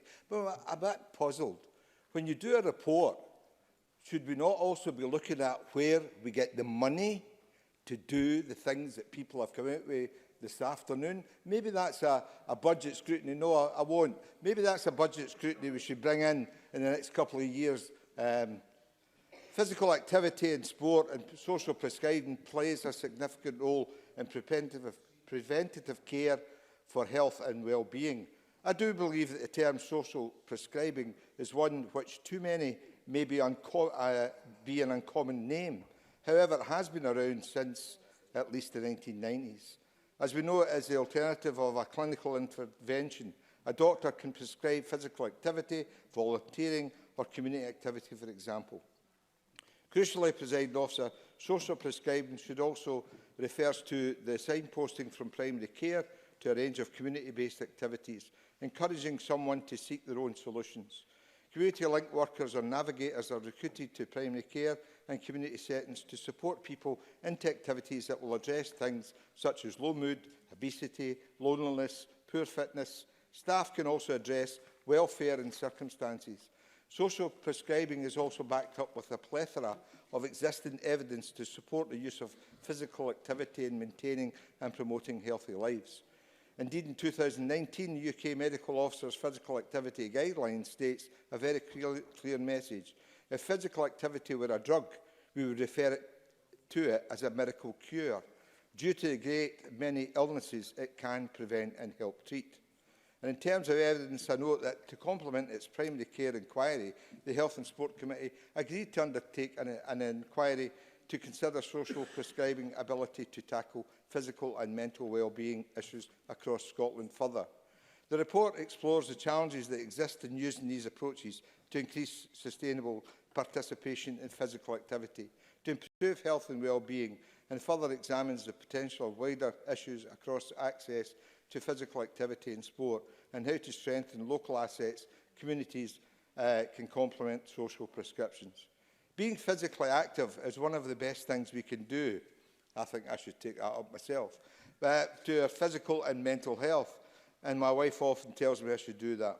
I can testify to this. For the years of campaigning and leafleting across the country, it does help to reduce you and make you more active. Elections are very entertaining when it comes to physical activity. It does help to protect us from many of the more serious long-term health conditions and contribute.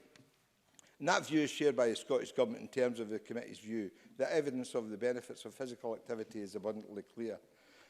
The World Health Organization has welcomed the planned system approach to work across sectors and recognised Scotland as one of the forerunners in the countries in responding to challenges set out in the Global Action Plan and physical activity. Social prescribing, wider preventive initiatives to increase physical activities in communities can directly improve waiting times, help make improvements in unscheduled care and ease pressures on A&E within hospitals.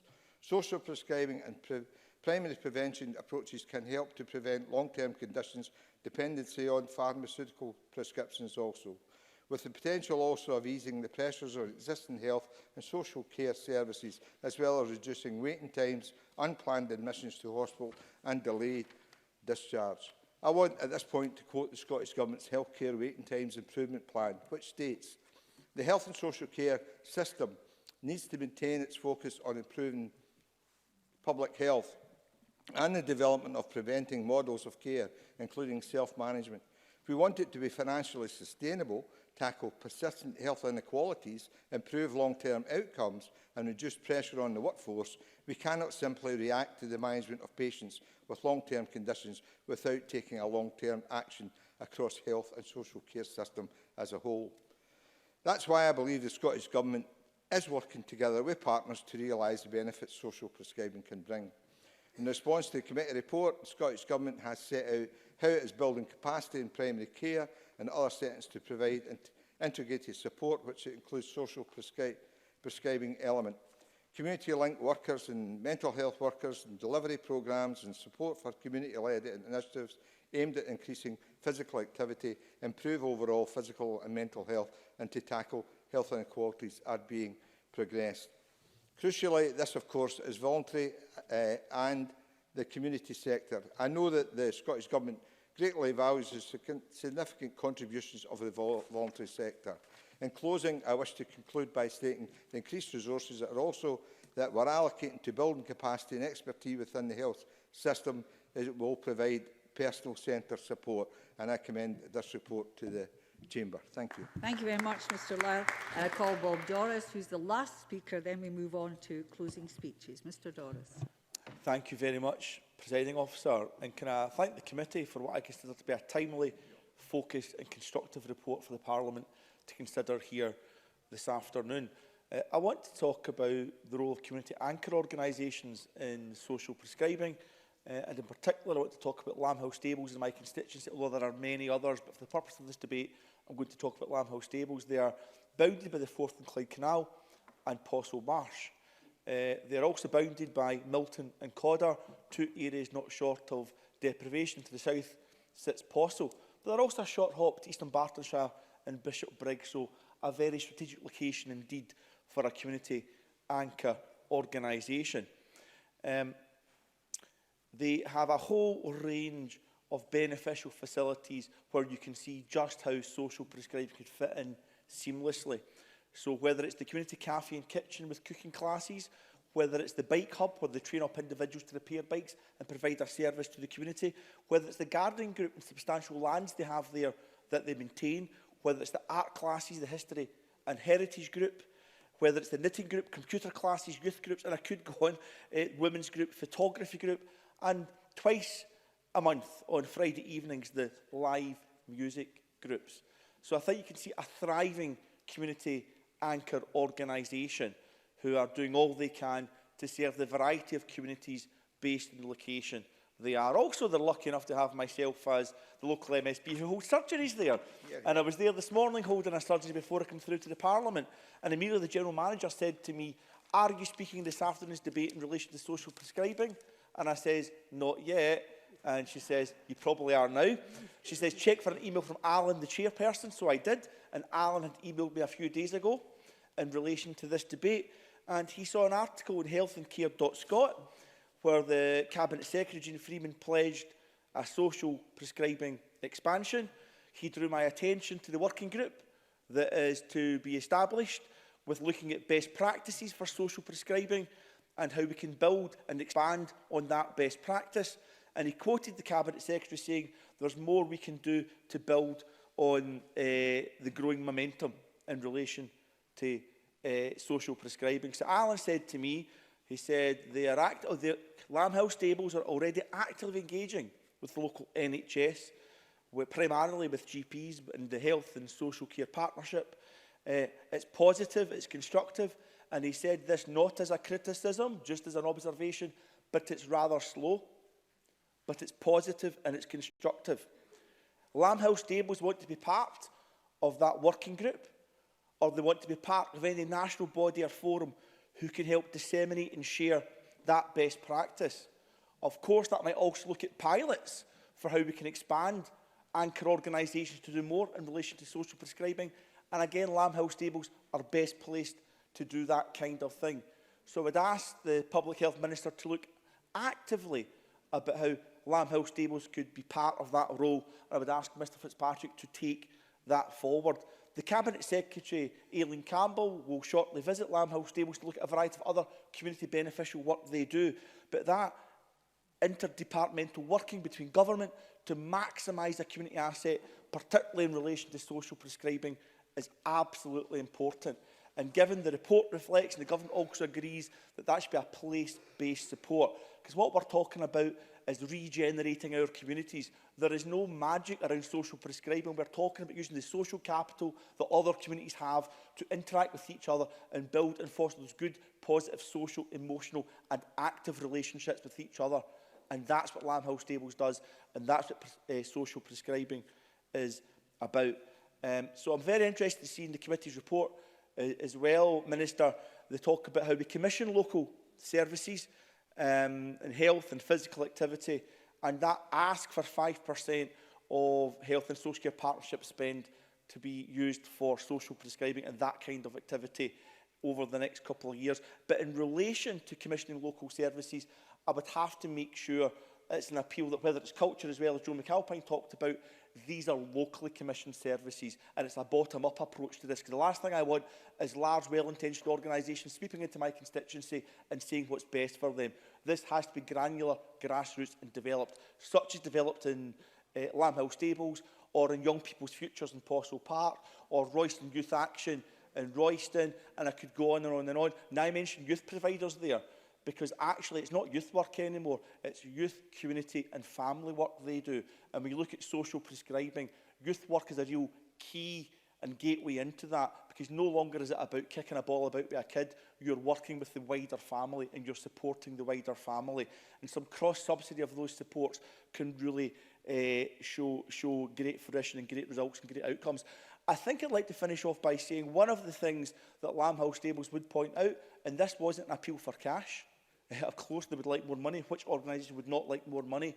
But it's a case of saying there becomes a maximum point where you can do no more unless a funding stream is identified and planned and the referral pathway is funded and funded fully as best you can. Yes, with volunteers, but also with hard cash. As I say, that's not an appeal for money. That's Lamphouse Stables saying they're incredibly keen to work constructively with government to do more of this, get value for money and get the outcomes for the community that we all represent who have tragically poor health outcomes. They certainly do in my communities, and we must do better, and social prescribing is a way of doing that. I commend the Health Committee for this debate this afternoon, and I'll leave my comments there. Thank you very much. And now calling David Stewart to close for Labour. Mr Stewart, please. Thank you, Presiding Officer. I think this has been an excellent debate with thoughtful and well-researched contributions from across the political divide. In my opening speech, I said that social prescribing was an idea whose time had come, and many members echoed that thought in their contributions.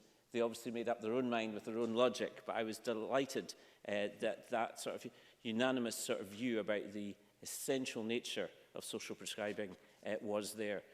Lewis MacDonald, as convener, kicked off the debate, and he made the point, which was echoed by other speakers, that if physical activity was a drug, it would be a miracle cure. He also talked about physical activity and the role in reversing type 2 diabetes, which at least 3 members here are very active in the cross-party group in diabetes. I think that's a very important point, and that health is the real wealth in society. Brian Whittle talked about coming to Parliament, I think 4 years ago, if my memory serves me correct, saying that he arrived with much hope and much naivety. I don't know if he's now meaning that he's got no hope and no naivety, but certainly his contribution was well made. And, I will just resist the points from the Secretary position. He also made the point about type 2 diabetes, that so much of this is preventable. 10% of our budget in health is spent on preventable conditions around type 2 diabetes. And also talked about the importance of social prescribing around mental health as well as in physical health. Alec Cole-Hamilton, I thought, made a very polished speech when he talked about the doctors of the future will be those that concentrate on prevention, and also echoed the point that social prescribing is about mental well-being as well. And he gave the example of the shed in his constituency, which is in a socially deprived area.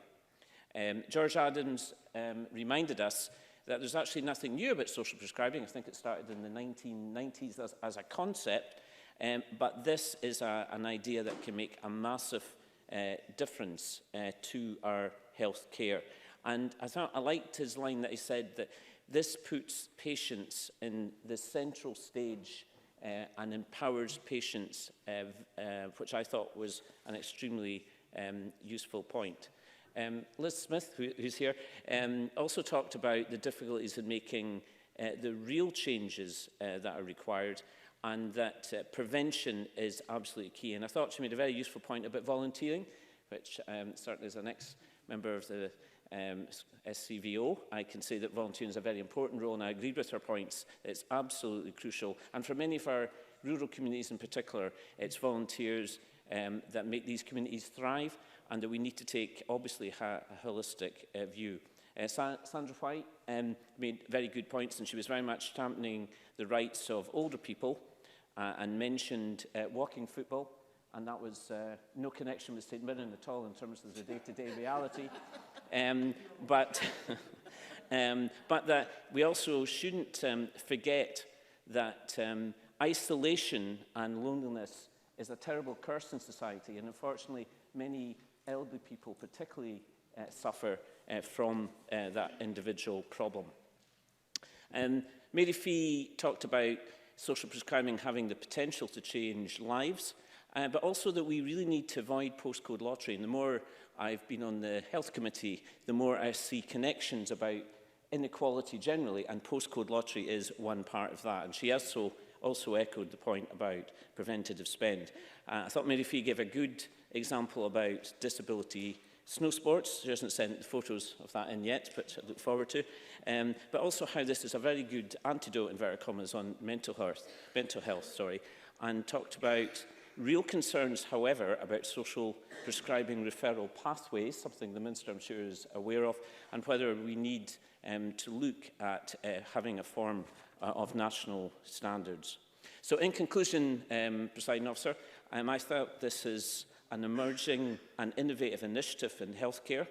It allows patient empowerment, it releases GP consultations, it reduces reliance on prescriptions for medication, it reduces the pressure on NHS services, but the Scottish Government needs to address issues around the postcode lottery and health inequality. So I believe that social prescribing is one of the big ideas of the decade. It needs to be enacted, however, and finally, what we need to do this is the will to do and the soul to dare. Thank you very much, Mr Stewart. I call Miles Briggs, close to the Conservatives, Mr Briggs. Thank you, Deputy Presiding Officer. And can I start by thanking those who've already mentioned our Health and Sport Committee team for all they do to support our work, and also for helping draw up the report which we're debating today. We've heard from a number of members across the Chamber on the potential benefits of social prescribing, and I think everyone is in agreement today that physical activity has huge benefit to any person's health or well-being, both physical and mental.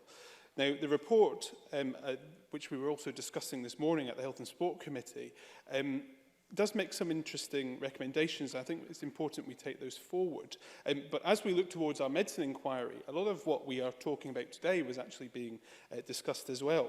Interestingly, the question was asked, would most people actually understand the term social prescribing and what that means in the real world? Because for so many of our fellow Scots, what we're talking about is their local walking group. It's their Wednesday club. It's coffee with a neighbour or with a voluntary worker. And I think that's really important that we consider this isn't a concept. This is actually what we can do to improve the lives of our fellow Scots. Now, we, over the last decade, I believe, have seen the organic development of social prescribing in this country. And that's a welcome step forward, from lifestyle coaching in Lanarkshire to green prescribing in Shetland. It's very much going to suit different communities. And I think that's what's important, that it is organic, and communities will make sure what suits them and their families and their people will happen.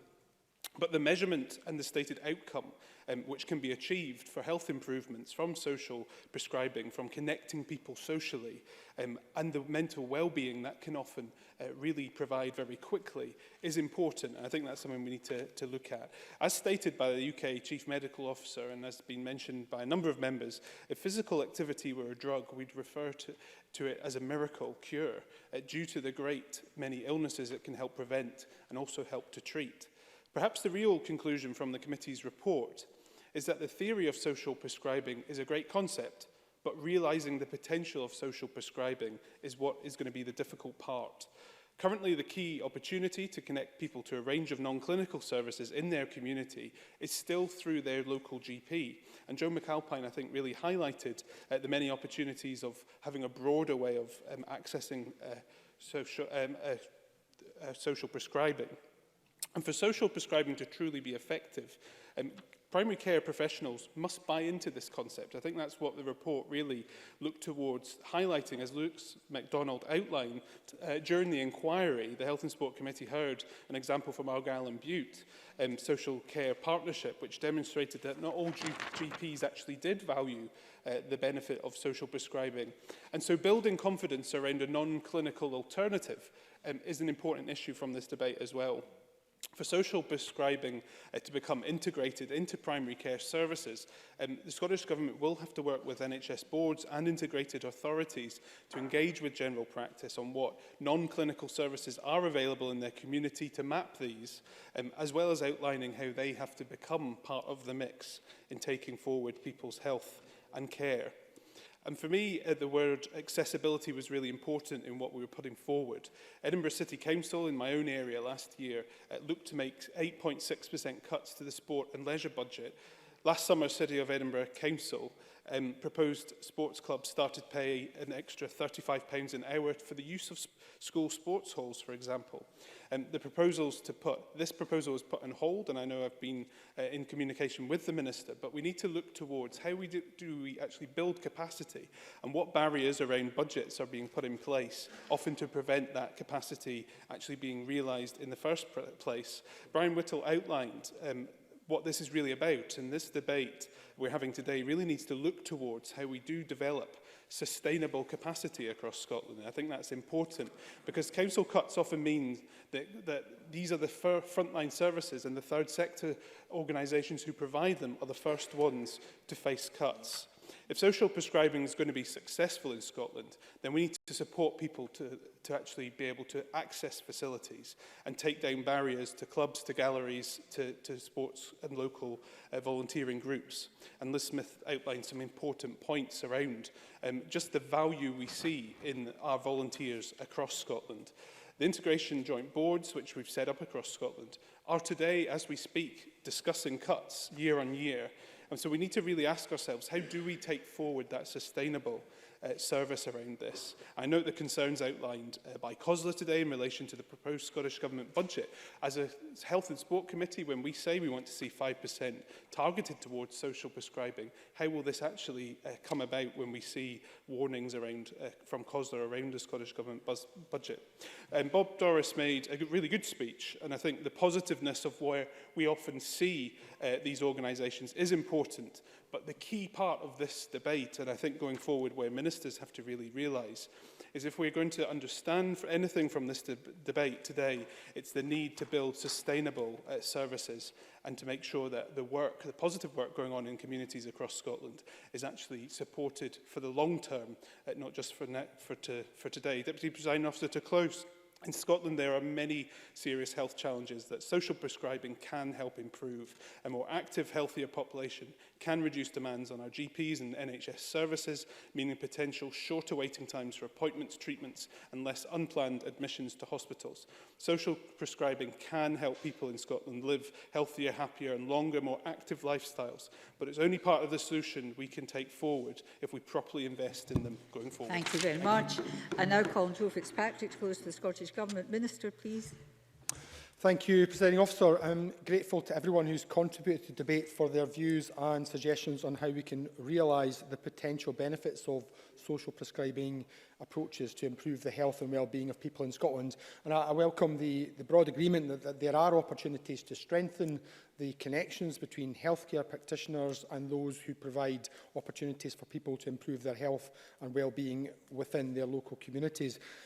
And I guess Miles Briggs made a point that I thought, that's an interesting point, as in setting the question of what is social prescribing and what people understand by that, because I think we'll all have slightly different understandings of that, but I do think it's important to recognise that it can be much wider than the traditional physical activity, walking clubs. These are all really, really important, and I guess they're examples that we understand because we see them in our communities. But it is important to recognise that it can be much wider. So that's why it was helpful that Joan McAlpine spent a deal of time widening what social prescribing could be, particularly focusing obviously on cultural aspects, but of course there are a range of other things, down to having that cup of coffee in neighbourhood groups, gardening groups, memories groups. There are a range of models of social prescribing that will work, and what works for an individual will vary depending on that individual, and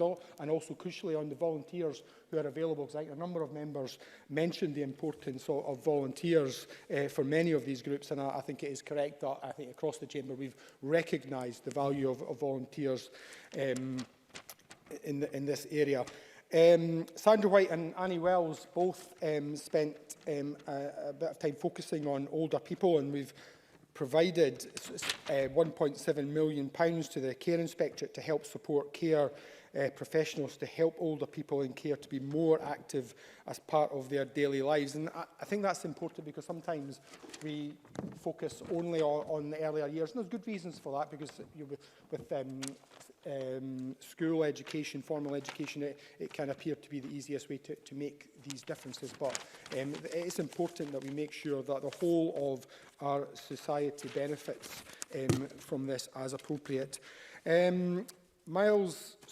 Brian Whittle and David Stewart both talked about diabetes, and particularly type 2 diabetes, and they're absolutely right that physical activity is a very important aspect of improving the outputs, and that's why that is central to the diabetes framework, which I think has been roundly welcomed by practitioners. The other document that I would particularly suggest Brian Whittle go away, because I thought Brian's normally good at constructive debates, but today was not one of those days, and I do think it's probably worth having a look at some of the work that is happening in Scotland. And one of the documents I think he should have a look at is the Physical Activity Delivery Plan, which I think George Adam mentioned, a more active Scotland. That's a plan which has been welcomed by the World Health Organization as groundbreaking. And so I think it's important that on a topic like this we do find a way to get consensus, because this is more than... Let me make this point and then I'll bring you in. This is more than just something that government can wave a wand or throw money at. This is what we're trying to do here is really a system-wide change. Liz Smith made the point that really we need to break down the normal barriers, and I think she was mainly talking about in terms of different portfolios in government and across local government, but it goes wider than that. What we're trying to do here is more than just what government can do.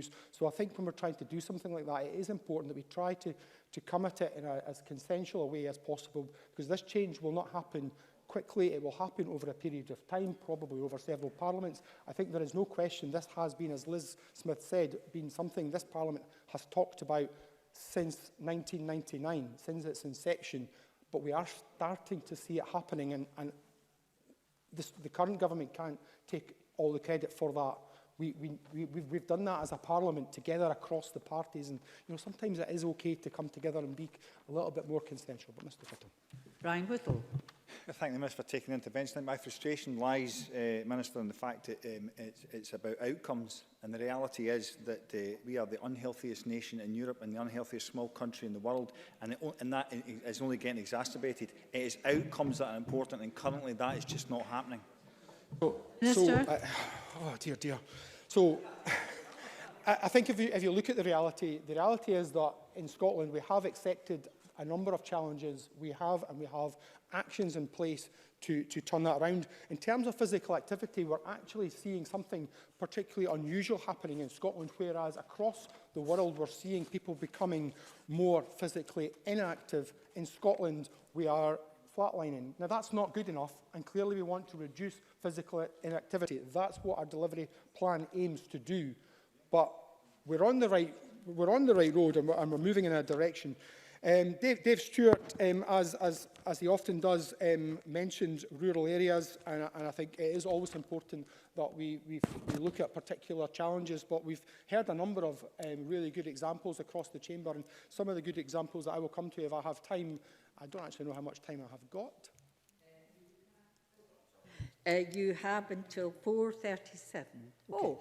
That's not long, is it? That's not long at all. So it's another minute. I guess so I won't manage to. But there count. are some really good examples, and that would include some rural areas where there are some fantastic examples.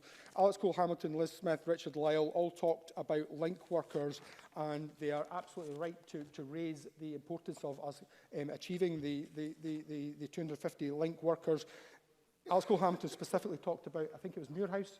And he's right. We're obviously in the process of rolling out link workers, but it's not just the number that matters. It matters that they are in the right places. So I think that was a point well made.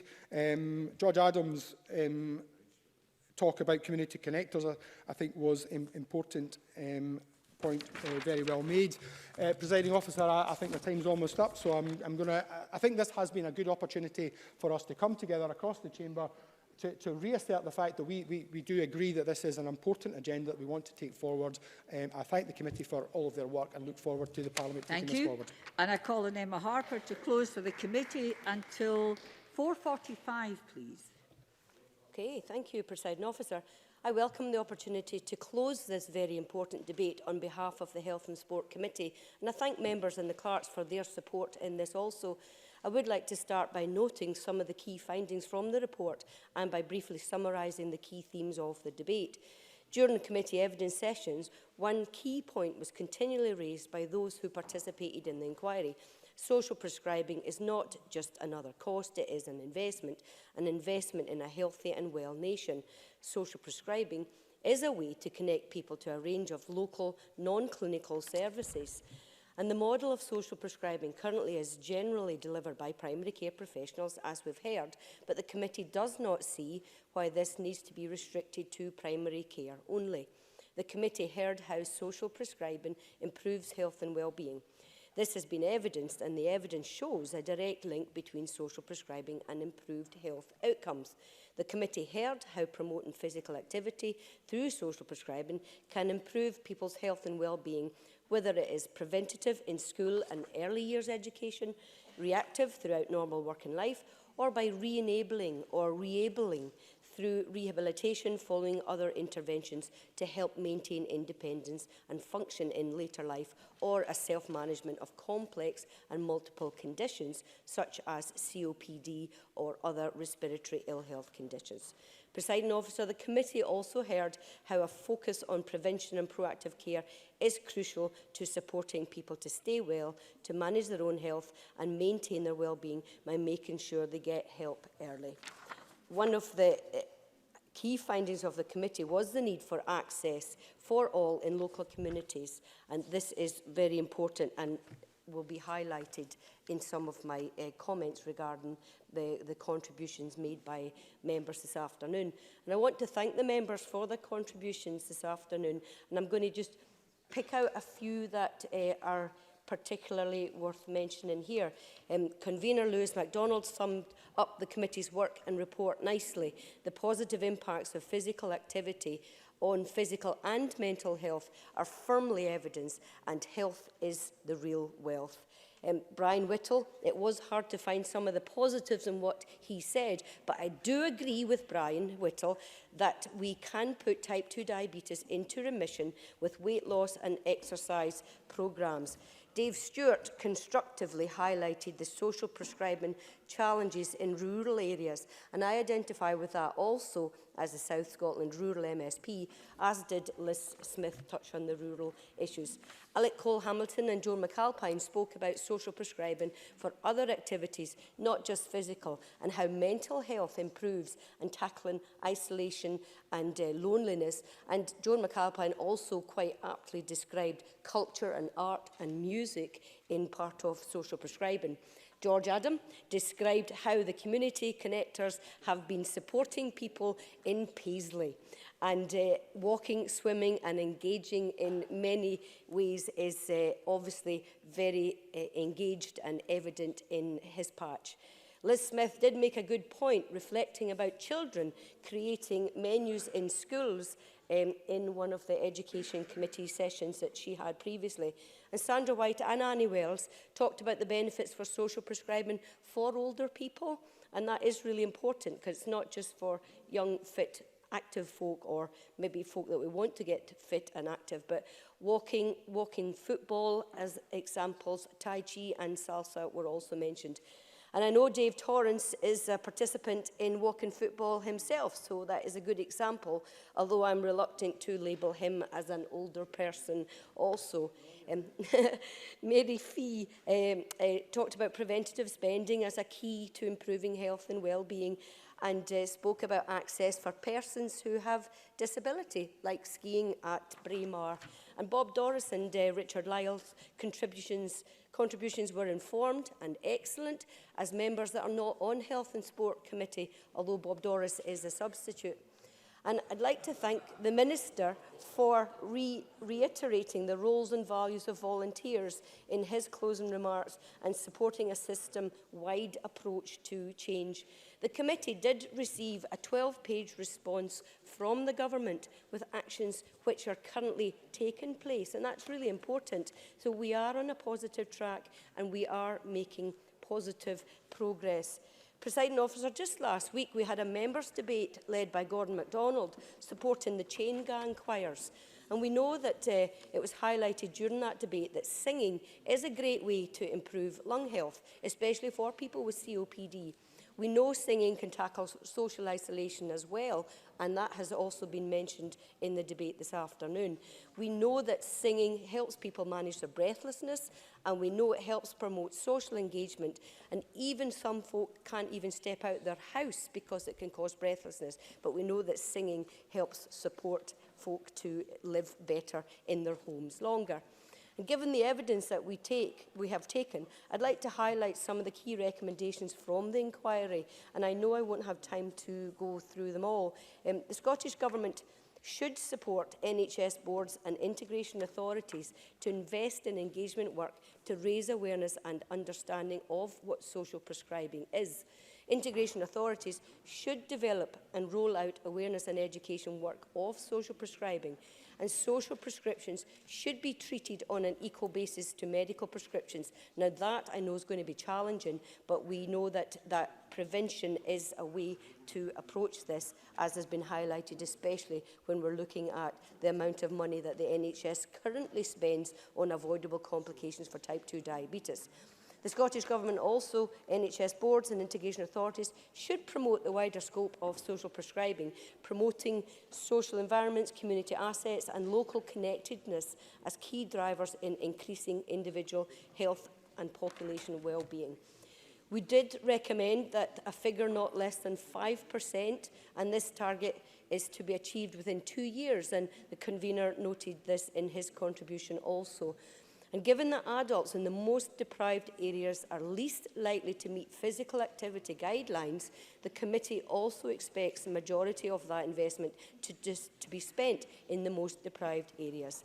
The Scottish Government, NHS boards and integration authorities must ensure voluntary and community organisations have the capacity and capability to fulfil socially prescribed activities.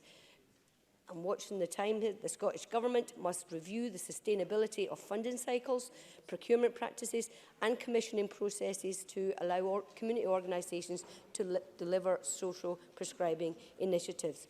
Presiding Officer, as Deputy Convener, one thing which did strike me from the evidence taken during the inquiry was the use of language such as social prescribing. I like the words lifestyle changes that was used by Robert Davison when he came to give evidence, or community connectedness, or what Bob Doris described as youth work and family work, because we know that different people will use different terminology in order to engage and support, whether they're doing art or cultural aspects or whether they're playing their walking football. So I am cognizant of this medicalised terminology such as prescribing, and although I understand this is a way for people to accept that social prescription is valid, it does have merit and should be considered as a rational approach. I would like to finish by thanking all members, both committee members and those who have participated in the debate today, for this mostly consensual approach to the debate, and I welcome this inquiry and its findings. Thank you.